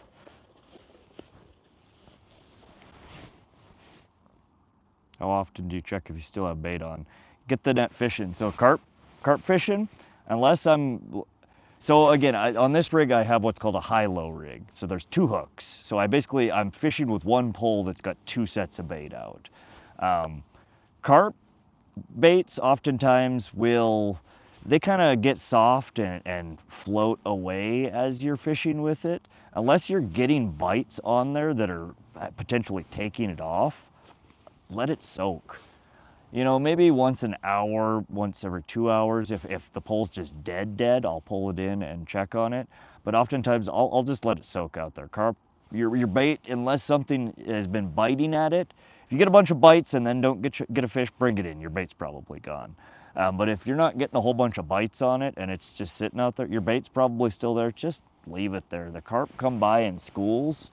You'll get nothing for an hour or 2 hours, and then you might have, you know, I got 2 poles here, my buddy's got 2 poles, somebody else has got 2 poles. You'll get pull, because the whole school of carp is swimming through. So with carp, I like to just leave it out there and soak unless I have a good suspicion that it's gone. We've had 1 little nibble on this pole. I'm pretty sure I at least have 1 bait still out there. It's less work to just leave it than pull it in. I'm not gaining any real benefit by pulling it in, which is almost certainly going to lose the bait on there, to then have to re-rig it and throw it back out there, and I might launch one of the baits off in the process. So we're just going to let it chill. I would guarantee you if you carp fish like me, you would catch a lot of carp. Dave Jones, you may have a wonderful way of catching carp. It may be better than my way of catching carp. I catch a lot of carp. This particular water body is kind of hit and miss. Go look at some of my videos. There's this same location from a month ago the carp bite was on. We caught 7 carp in 45 minutes. I mean, I catch a lot of carp. And your way may be better than mine, but mine also works. Biggest fish I ever caught with the blue channel cat, 41-pound blue channel. That's a nice fish. Yeah, I've never caught a cat that big. My current cat, the biggest cat I caught this year is 14.5 pounds. And I've caught a few that are around in that size range, a little bit bigger. Nothing over 20 pounds though. Robinson, welcome. Yeah, we have 5 perch so far. How is the water clarity at that body of water? Joel, it's not great. You can see maybe 2-3 foot visibility. It's a little cloudy, a little dirty. Not the dirtiest around here though. Still nothing. That's tiny. What are you talking about, Oliver? Where are you? What state? Central Montana, Robinson. You're in Minnesota. Okay. Stanley made it to the Fish Ohio magazine. Right on. What did you have in the magazine? Fisherman 101. Why are you catching carp? Too many bones. They're a fun species to target because they're one, in my opinion, in my fishing, that I've done in my lifetime, pound for pound is the hardest fighting freshwater fish I've ever caught. They're fun. you get a big old male carp on the line and you're in for a good fight. I don't eat them though. I catch and release. Mark Clapper, what's your biggest fish, brother? Biggest fish landed 22.5 pound, 42-inch northern pike. 55 more likes. I appreciate all those likes, guys. That's cool. You pulling another all-nighter? No, unfortunately, Big Homer, we're here for another 30 minutes or so. I have to pick me up from work. I just had a long day at work, and then I mowed the lawn, and I needed a break. So I came down to drop the line in for a little bit. Carp like to hit and run. Yeah, it's one of the few freshwater fish that, and people ask me that question all the time, what he just asked. They'll see me here fishing, and you know, they'll have like 4 or 5 people over there fishing at the dock. They come over, they're like, oh, what are you fishing for? I'm like, carp. And they just, you know, cringe, and they're like, why? Why would you catch a carp? Do you eat them? And I have to explain to them that no, I don't eat the carp. They're fun to catch. And they again kind of scowl and walk away. And then, well, right as we're explaining this, we got a little nibble, but they will see from over at the dock, you know, a half hour later, my pole bent in half, me picking it up, my, you know, drag screaming, and then me pull this big flopping fish out of the water, and they come over and they're like, how are you catching those again? It's like, most people don't realize how much, like how powerful a carp is, how much they fight, how fun they are. Trey, do you stream every day? I typically like to stream at least 2 to 3 times a week. We do pond fishing, I take my boat out, we do trolling. Sometimes I go to the river, sometimes I go to lakes and reservoirs. I will be getting a Starlink Mini here in the next couple of weeks. I put in an order for one. I still got to figure out how I'm going to mount it, how I'm going to power it, but we will very soon have Starlink Mini streams, so we'll be going to some of the places that there just is no cell connectivity, which is really limits right now where I stream from.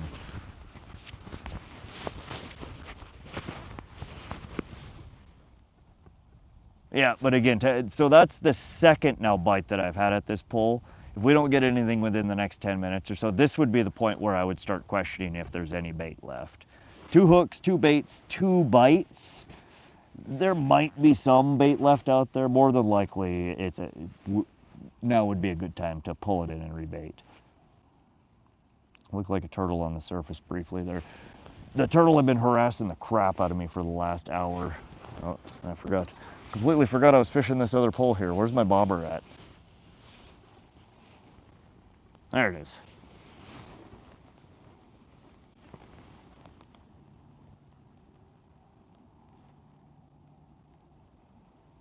Okay, I've seen you the last like 3 days. I haven't been live since Sunday. Well, Sunday night, Monday morning.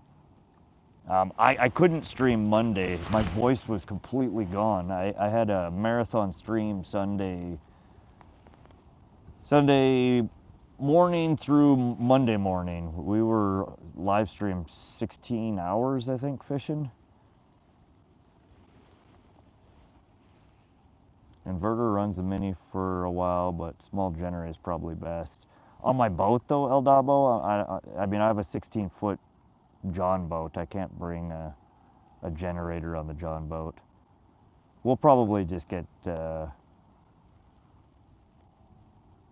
either some battery packs or so. I still haven't researched exactly what. I just need to be able to power it for 14, 16 hours on a go. I don't need to be able to stream for longer than that. Shorn says try a lure.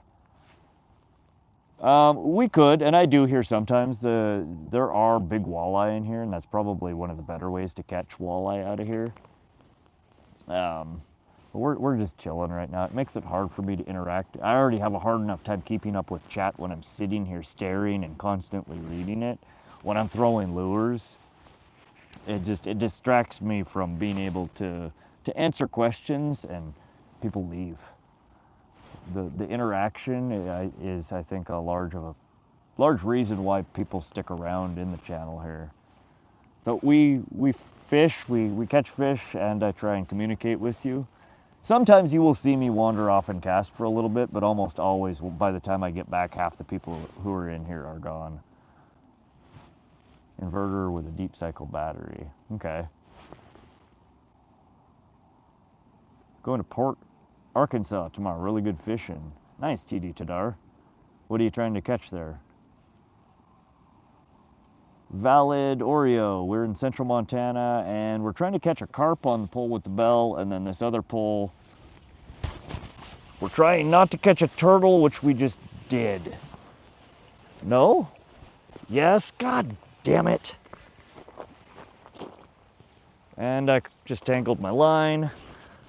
Oh, this is what I was trying to avoid, you guys.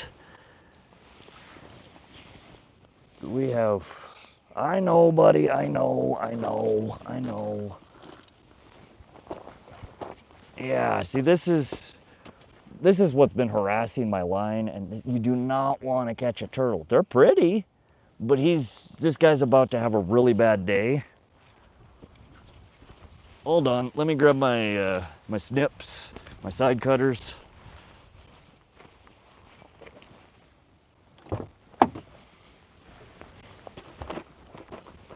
Oh, buddy, this is not what we wanted to happen here today. I've been shooing you guys away for hours, and you decided not to listen. All right. So, what I would suggest you guys carry with you a set of these. They're called dikes or side cutters. They're an off-center cutter. And cut, first of all, the eye off of the hook. Try not to cut the turtle.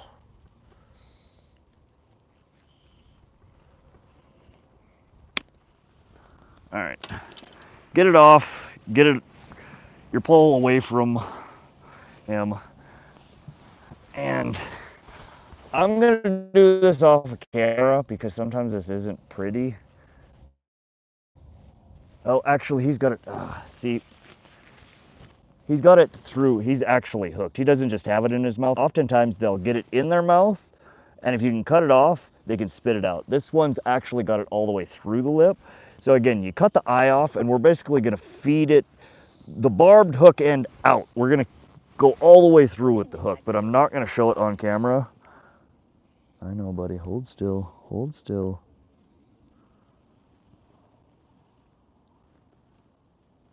I'm actually going to cut a longer piece of this barb off.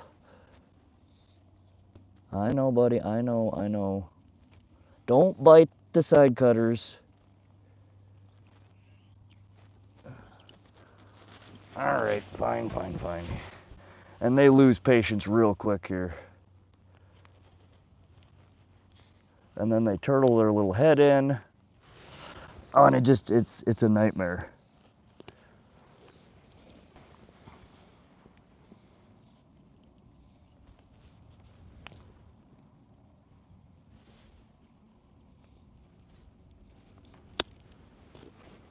But the more of that hook you can get off, the less you have to pull through. Sit still, buddy. I know, you're mad. Almost. Hold still. And we're out. Not fun. Really bad day for this guy. Don't bite me. Good Lord, he is mad. Now that is a western painted turtle, and he does have a little bit of blood on his chin, but we got the hook out. This was a relatively painless, not painless, but it could have went way worse. He actually had it all the way through. We just snipped the eye off, snipped as much of the length of the hook off, and you grab the barbed end and pull her out. But really pretty. Look at the coloring on those guys. But we will spin the camera around here, and we're gonna let this guy. All right, we're just gonna let him run home. Watch how fast these are.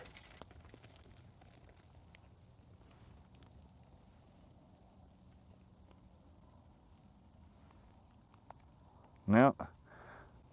Normally they just race down there. He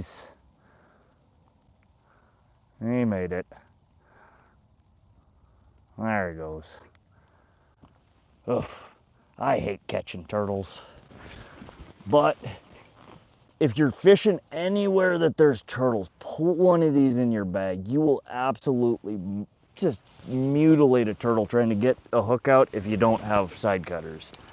They're not cheap. I mean, it's like a $20 tool, but worth it. Go get one, put it in your go bag. Put it in your tackle box.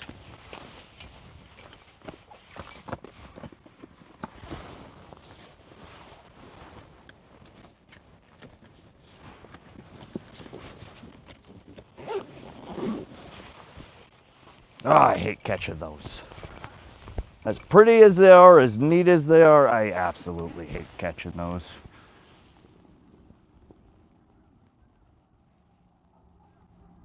Getting the fishing. Gotta go enjoy the live stream. Stay safe. Thanks for hanging out, getting the fishing, or get the net fishing.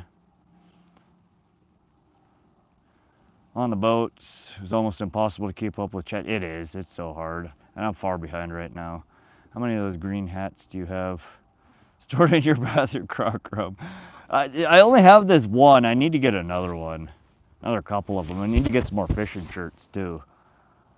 I put this one on today and I was like, why is it like scratchy? I burnt a damn hole in it with my cigarette. It's like polyester, I mean, whatever the hell it is, cigarette touches it and it just melts. Mark Clapper, 5 perch, yep, 5 fish, perch, 1 turtle. I'm gonna try to head to the lake Kookanas next year, downrigging for bows. Do you really need to downrig for rainbows? Are they that deep in your water?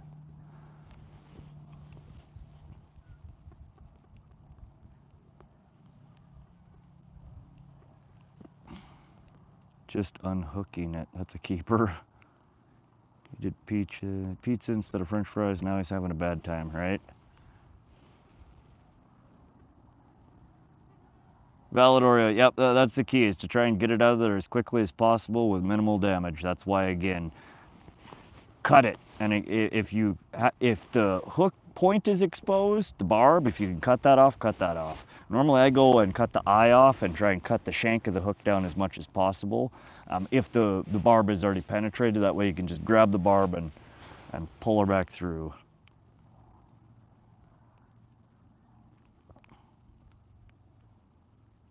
I just cut what I can with these big snappers up here.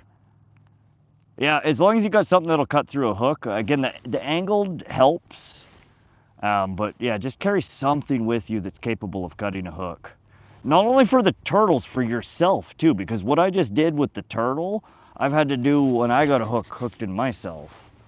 And some of you may say, oh, it'll never happen. I fished all my life and never had it happen to me. Last year, I had it happen twice. Once in the web of my hand, trying to get a pike out of the net. And another time, I had a wind knot in my damn inline spinner that I was throwing when I was trout fishing. And it swung back around and smacked me in the frickin' arm. Carry some cutters.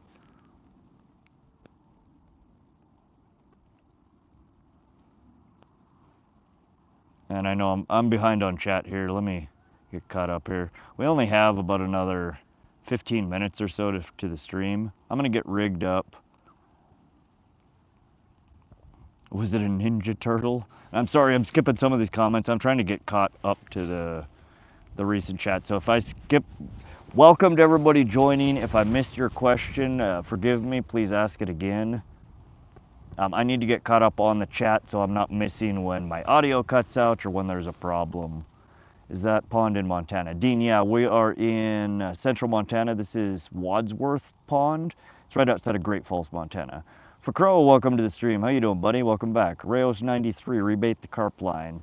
Yeah, we should. Flash, YouTube is being stupid with notifications. Dirty Strawberry, welcome to the stream, Dirty Strawberry. How you doing? TD Tadar, welcome again. Going to Port Arkansas. Yeah, I saw that. I asked you, what are you trying to catch out there tomorrow, TD? Real Mac bro's gotta be the most wholesome, down-to-earth fishing YouTuber I've found. I appreciate that, Real Mac. I just try to be real. I mean, I'm out here trying to have fun. I'm not trying to hurt anything. I know that we do hurt fish a little bit when we catch them, but we try to not hurt them any more than necessary. And turtles, I mean, they're gonna get your line sometimes. Try and be prepared so you're not having to hurt them any more than necessary. Rebait it. I am gonna put a new hook. We've cut the hook off of our bobber rig here. We got about 15 minutes left. I think I'm probably just gonna let the carp pull soak. Whatever bait is left on there is probably not great, but I'd rather get the bobber rig back in there. Give me a sec, guys. I need to grab another hook out of my bag.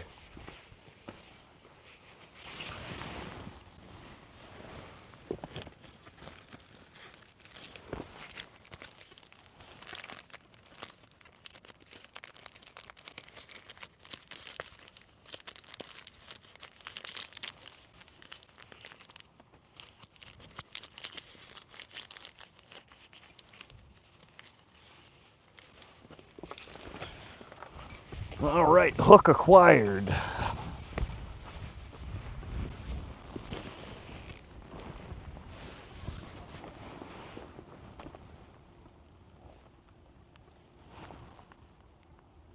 Flash, did you see the photos of the carp I posted in your community chat? I did. So the community section of YouTube is something that I have not messed with a whole bunch. I found it like from YouTube Studio, I can see it, but when I click on my profile, I have no idea where it is. It only shows the posts that I posted, and I can't figure out a way to actually comment or respond back to it. I gave it a thumbs up. Somebody else saw it because I think there's like 3 thumbs up on it. I have no idea how the hell to respond back to the post that you made.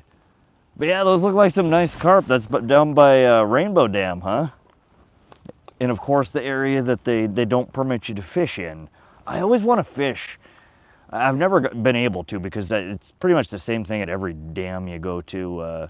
They don't ever let you fish like right at the dam, like above it in the reservoir that, you know, is right at the dam. And it always looks so fishy. I always want to drop my line in there. Redfish are good eating. Yeah, I've never had a redfish. I don't even know what a redfish looks like. You ever use white Wonder Bread for carp? Yeah, I've tried so many different types of bread. The thing that I like besides the ready-to-bake pizza dough, which is really effective, but just it's too soft, it falls off too easily. The thing that I usually go for, if I can find it, is like super fresh dinner rolls. They're a really doughy type bread, and they form back into really nice pliable dough balls. Which means that they're easy to put on your hook and they stay on there relatively well. You'll usually get, you know, 2-3 casts off of it if you cast it out gingerly and if you reel it in gingerly. Travis C. might have to go to get in some quick trolling. Have to go to bed soon. Travis, I wish I had somewhere I could just drop the boat in for just a short while and then go to bed. It's like a, you know, it's an hour-long process getting my boat to the water, in the water, at the closest places that I can put it. You need some Canadian rye bread. That is one thing, I've never really tried the wheats and the ryes. I've always stuck to like the whites, the sourdoughs, the buttermilks. I'll have to try some rye bread. Nobody really, welcome to the stream, how you doing? Jighead Jones, I'm trying out new lake to me in the morning. Hopefully it has some big bass and crappie. Heck yeah, Jighead. How far do you have to drive to get to it? I have to drive so far to get to most of the lakes around here. The closest lake to me is a little over an hour drive, which isn't too bad, but I'm jealous of all the y'all that are like, you know, it's just a 20-minute drive down the road. I wish I lived closer to a lake. Caught a good 18-pound carp on Wonder Bread. Nice. Yeah, I caught that 18.5-pounder earlier in the year off of my ready-to-make pizza dough dipped in strawberry jello. You'd rather catch an another monster perch. Well, again, I'm not. I think there's probably still some bread on here, or dough balls. We had one little nibble and one decent strike. Likely is there's at least one little chunk of bait there. And again, we only have a few more minutes before I gotta get off stream, 10 minutes or so.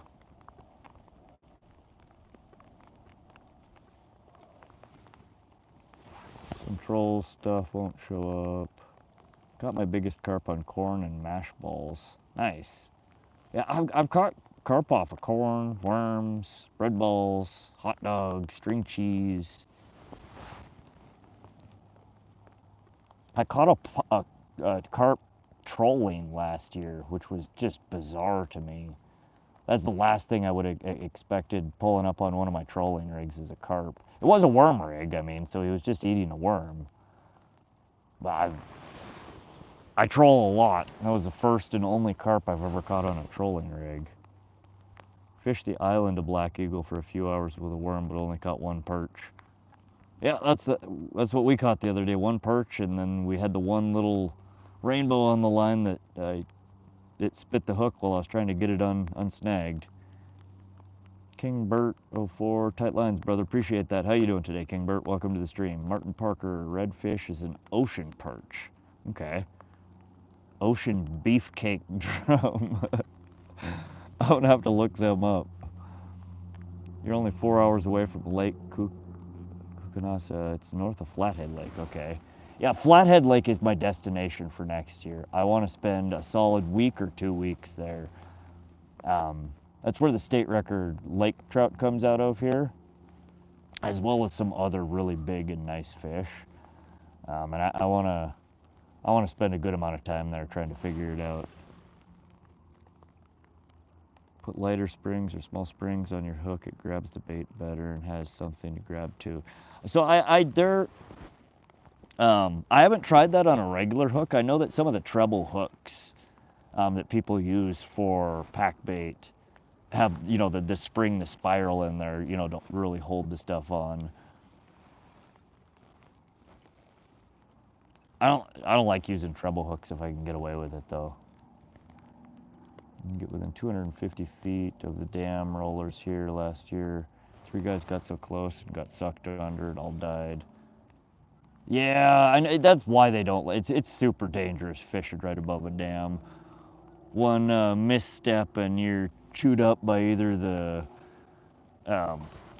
machinery in there that's generating the electricity, the turbines, or sucked into one of the, you know, spillways and drowned or crushed by the water. And our bobber is, I know it's getting a little dark. I don't know if you guys can see that. Something is swimming around with our bobber. It hasn't taken it under yet. Probably another damn turtle.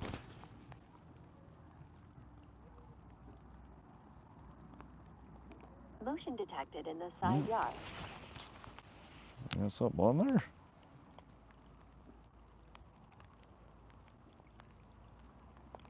I see a turtle swimming towards it. I wish they would quit. I hate turtles.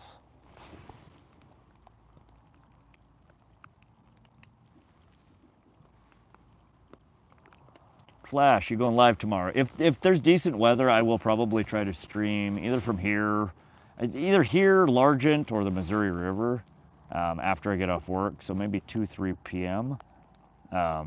If the weather permits. I don't know what it's going to be like. It's looking like a storm, or you know, storm system's coming in here. We're already raining. Glenn, we've had 2 bites off of it. No solid takes yet though. Travis, I'll catch up and troll later, bro. By the time you get down here, we're in ZZ. All right, Travis. Good luck. Go catch a monster for us. All we've been catching here is the dinks. 1 hour, 20 minutes. Most are around 30 to 2 hours for me. Okay, so that sounds about like me, Jighead. Maybe that would be a way I would use goat cheese or blue cheese as bait. Sucker, I know, I get really good hits off of string cheese for sucker fish. I've had a few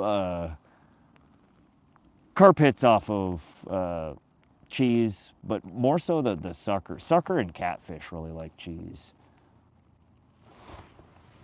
Deborah Pott, welcome to the stream. How you doing, Deborah? Thanks for coming to hang out. Did you see Justin Bieber was in Great Falls today? He ate at the Roadhouse Diner and was floating down. No, I didn't see that flash. The hell was Bieber doing here? Floating down the Missouri, huh? Is that a nice day to do it? Nikhil, welcome to the stream. I love fishing from India. I love fishing too. We're in central Montana in the United States here. Reggie Hakes, what bait are you using? Sugar cookie dough, ready to bake sugar cookie dough on the bell pole. And we have a bobber rig set up here with just tipped with a nightcrawler chunk. That's what we've been catching all the perch off of. Can't see your bobber. All right, let me get it in here. I keep forgetting to cast it where you guys can see it. Well, they stole our bait anyway.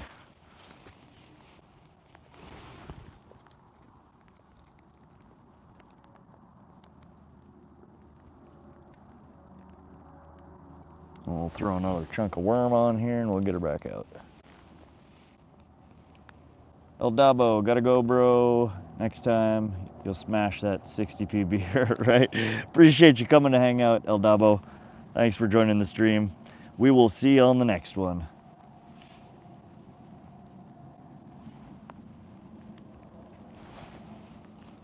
And we do just another maybe about 5 minutes, and I gotta start packing up here. It'll take me about 5 minutes to get everything packed into the truck, and then we got about a 10-minute drive or so over to Mia's work. It's all fun and games until Leonardo and the boys come knocking on your door. You can always watch me in the morning. Yeah, Jighead Jones is another streamer, you guys. Again, if you guys like fishing streams, most of these names you see in my room that are mods are not only great people, just nice people, sane people, but a lot of them are also streamers. So again, if you guys like my channel, you like the vibe here, these are a lot of the same people that are streamers and that I go hang out in their rooms. So give them a follow, go look them up. They're good people. Reggie, we have sugar cookie dough on the bell pole and worms nightcrawler on this pole over here.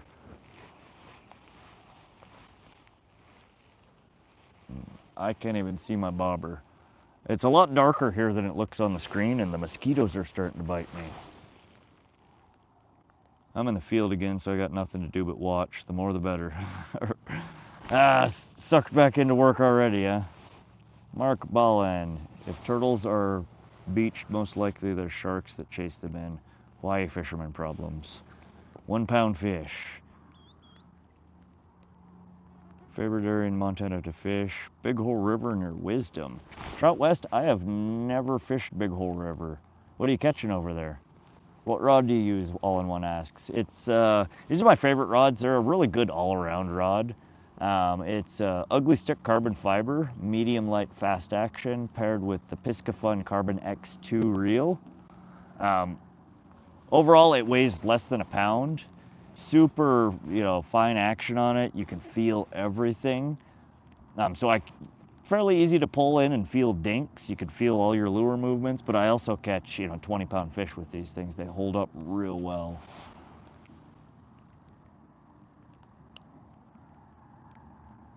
You're about to get a huge takedown, my guy. Very, very good, very, very cheap. Yep, they're pretty low cost. It's about $100 for this setup if you can get them on sale. I have 2 of them. I'm probably going to be buying another 2 here in the near future.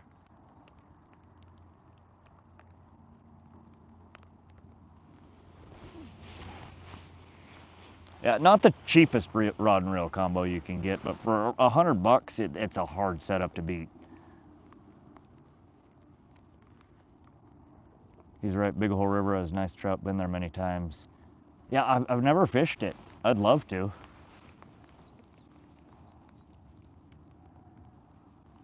Drew S., what do you do for work? I work for a development firm.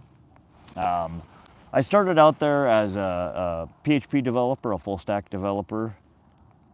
I've been at the company about 15 years, and I've been through multiple different roles. Most of what I do now is security consulting. Bigger companies, banks, healthcare industry, they get hacks or they get audits, and they need somebody to come in and help them secure their systems and test the security of their systems. So that's what I do.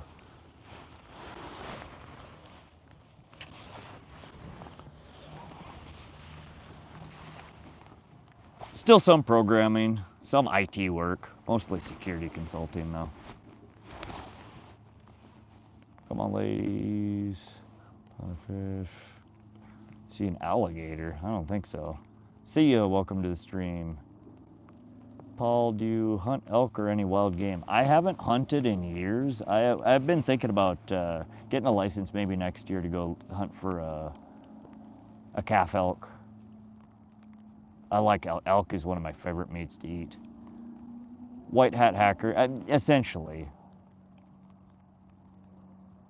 Search for vulnerabilities so they can prevent loss. Yeah, a lot of that. Some of it's forensics, you know, after a company's already been attacked and I have to go in and audit and figure out how they were broken in to help them, you know, better secure their systems. Sometimes I do actual, you know, penetration testing, trying to see if I can get into people's systems. I advise on architecting, you know, next gen new deployments for new websites, new web applications, you know, LAN applications, corporate applications.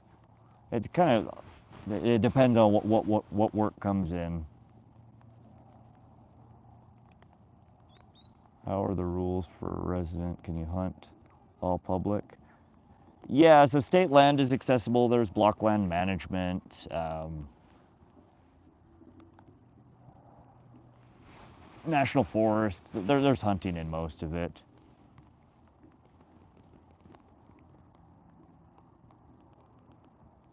Oh god, these bugs are terrible. All right, we're at 9:11 here. I got to start packing up. I appreciate y'all coming to hang out with me today. We're not going to end the stream just yet. We'll hang out here and chat while I bring things in and get everything back in the truck. We might even take you on a little road trip across town if you guys want to hang out while we go pick up Mia from work. But again, I appreciate you guys coming to hang out with me fish. It always makes it just that much more enjoyable to have you guys here keeping me company. Hopefully you guys enjoy it as well. We did catch a few fish here today. Not real big, not real impressive. We did have one poor unfortunate turtle that decided to bite the line, which I hate, but that is fishing. It happens. But if you guys do like live streams, if you like fishing, you like outdoors, you like camping, you like just hanging out and chatting in live streams, hit that sub button. We do stream 2 to 3 times a week. Sometimes it's from the bank, sometimes it's from the boat.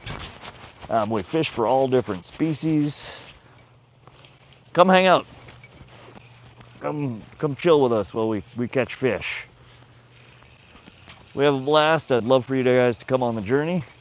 For right now, we are fishing local water bodies around Cascade, central Montana. I did just purchase and will be figuring out the logistics of getting set up a Starlink Mini. So we will be in the near future able to travel to more distant and remote water bodies here in Montana, which is basically the majority of what I like to fish when I take my boat out. So you guys will be able to come with me to some of my favorite spots and probably some spots that I've never even been to. We'll take you all over the place. If there's somewhere around central Montana that you guys would love to see fished, hop on one of my videos, leave a comment. I'm more than open to taking suggestions on places. Again, for this year, we would need to keep it pretty close to in central Montana area, Cascade County and surrounding areas. Next year, we'll be doing some more venturing out to more remote locations, probably still in Montana. We may consider doing some streams from out of state if we maybe meet up with some other streamers here. We'll see how that goes. But I'd love to see where you guys would want to see me fish. But I'm excited to be able to take you guys along with the Starlink Mini. There's so many places that I like to fish that are just so rural, so mountainous that you don't get a cell signal. I can't stream there with just the cell phone. And the Starlink Mini should allow us to take you guys to a whole bunch of new places. Lake of the Ozarks. I don't think that's in central Montana, Austin. I would love to fish there though. I hear there's really good fishing there. In India, fishing is a necessity. 1 pound fish is a lifestyle. Oh yeah? Let's go for a ride across town. You're down, Kobe. Ski mask blaze, all in 100. A lot in USA too. Just doesn't go too far. Oh, you guys are talking about how far $100 goes. Dave James, do you believe in Bigfoot? I don't know. I mean, there are lots of places on the surface of the earth that are not very well explored. I think it's possible. Do I think it's likely? No. There may be some ape species out there that we haven't yet discovered, but I think most of the places where we see Bigfoot, it's oftentimes people just scared of the boogeyman in the dark or misidentifying things. Or people wearing silly masks.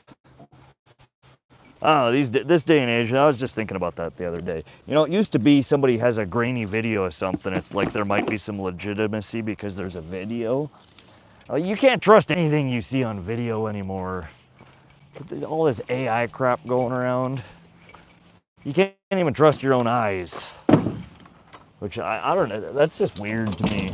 Technology is cool, but it ruins things sometimes. Like you used to be able to, a video was like, okay, well there's video, there's an eyewitness, and anymore, you don't even know if the videos are real. But I'm gonna toss you up here in the charger. I gotta go grab my net and then we'll be on our way. Ooh.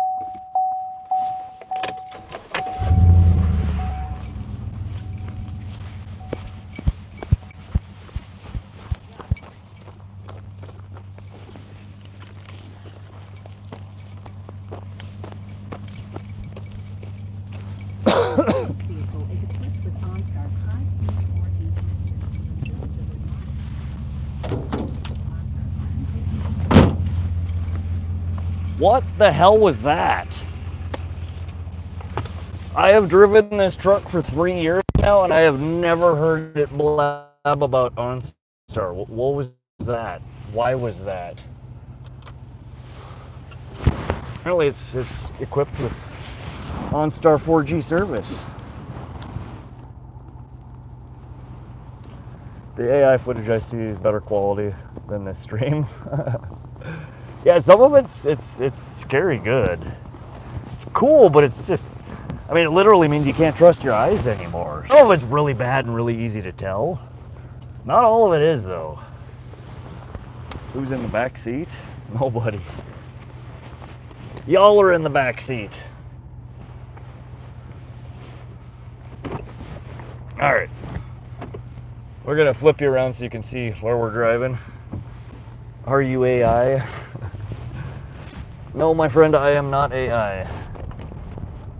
We are a relatively new YouTube channel, though, so for those of you joining, this is a new channel. We're growing pretty rapidly here, crazily enough. In the last 30 days, we've had over 1,000 subscribers. We stream 2 to 3 times a week, sometimes more, sometimes less, really depends on the weather.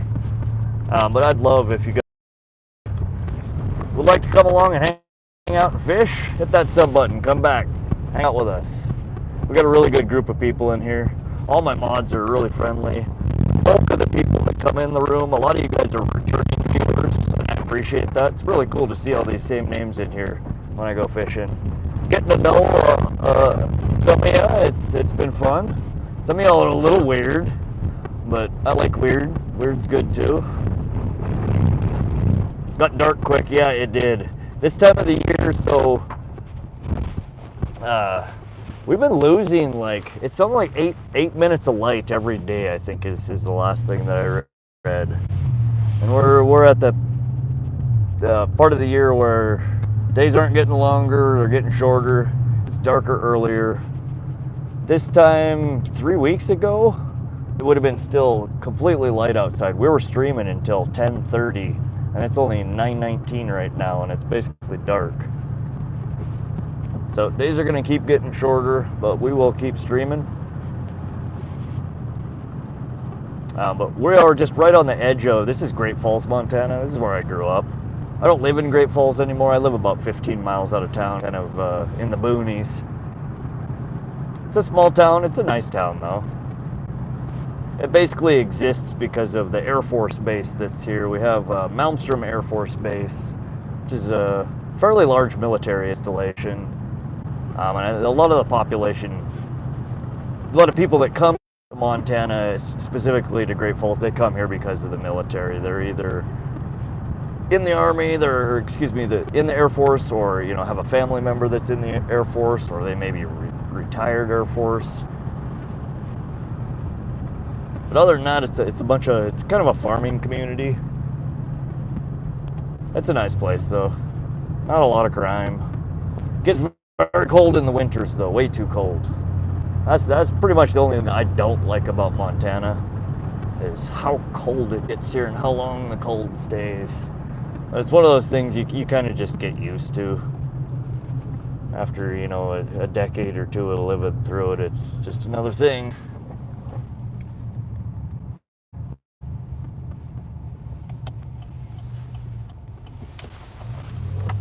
But fairly small city. I think the metropolitan area around Great Falls is about 80,000 people, maybe a little bit less. I think there's 60,000 or so right in Great Falls, 20,000 in surrounding areas. Fishing trip over Zen. Yeah, we just pulled out of the pond. We ended up with 5 perch, and we accidentally caught 1 turtle. It was a short stream today. I apologize. It wasn't longer.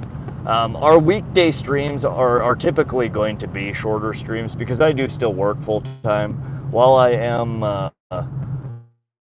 edging closer to retirement, I am still fully employed, and I work more than a 40-hour shift a week usually, so I work a lot. But when I am not working, I like to play. So during the week we do get some streams, but they're going to be shorter streams like today. We may go live again tomorrow if weather permits. There will be, I got to work in the morning, the afternoon. If weather's good around 2-3 o'clock in the afternoon, we will probably go live either from one of the local ponds. I may go down to the river. We may try and take you guys down to Giant Springs. I haven't decided yet. But somewhere close that I can get from home to where we're dropping a line in fairly quickly, so we can get a few hours of streaming in and fishing in rather than driving somewhere far away. But been an excellent stream. I had a pleasure fishing with you guys today. 178 likes. Let's go. You guys are awesome. I'm glad you guys are enjoying the streams. I've had a lot of great feedback, a lot of great comments on the videos and the community page, and I'm happy to keep seeing all y'all coming back, stream after stream, and it seems like a lot of the same faces are in here, and a lot of new ones too, which is cool as well. But right now we're just going to pick up Miyazaki. You'll see her in the stream from time to time. We're headed towards her work to grab her. She gets off in about 7 minutes. So we should get there right on time. Sounds good. Yeah, your stream are good. You're a good guy. I appreciate that, Dave. And I've had a pleasure you hanging out in here and chatting with me, all you guys. I learned some stuff. It's always fun to learn stuff about fishing, about nature, that I didn't know. As I've mentioned on my stream before, and if you haven't gathered, I'm a nerd. I'm all about learning shit. The more useless the fact, the better sometimes. So if you guys can come in here and tell me interesting facts about, the fish where you live, or how you're catching them, or what doesn't work for you, I'm always down to listen. I may not necessarily always agree with you, but that's okay. We're adults. Adults sometimes don't agree, but I'm still happy to hear it. And the feedback I would love if you guys could go watch some of my shorts, the videos. Let me know what you think. Again, it's a brand new channel. I'm very new to editing. I'm trying to make good content. I don't know what people want to see, so I've been making videos that I like to see. If they suck, somebody leave a comment. Tell me they suck. Tell me what sucks about them. If they're good, tell me they're good. Tell me what you like about them. Go give them a watch. Let me know what you think. Watch your speed. We're on a freeway here. Speed, it's 65 miles an hour is the speed limit here. I'm doing like 68. They normally don't bother you if you're within 4 or 5 miles an hour of the speed limit.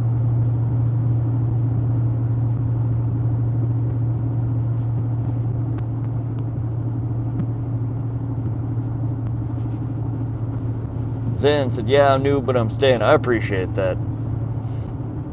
I'm happy you guys are enjoying the stream. So I know I'm enjoying fishing. I mean, I love fishing in general, but it's been quite fun to be able to stream and fish. It just added to fishing for me. I like to be able to take you guys around to some of the places that you may never get to see in real life. Show you some of the fish you may never get to catch. It's rewarding for me. I really do need to get off this guy's ass, though. I'm riding him. I'm being an asshole right now.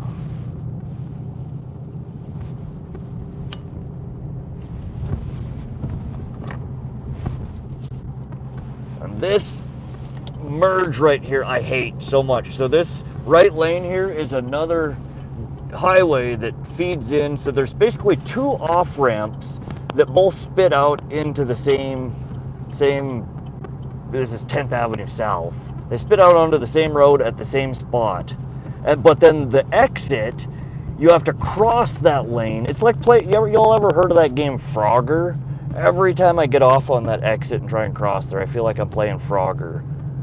It's just such a bad design. Whoever designed that, I wish they were forced an eternity of driving that little loop all day, every day for the rest of their lives.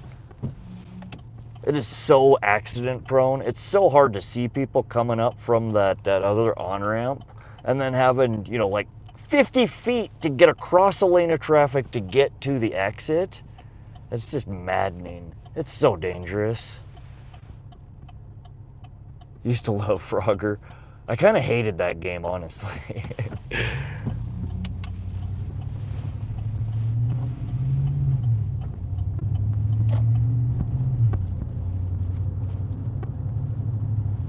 Alright, you guys, but I'm going to go ahead and I'm going to kill the stream here. We are almost at Mia's work, and I don't think she wants me doxing her, so we're going to let you guys go. Thanks again for joining the stream.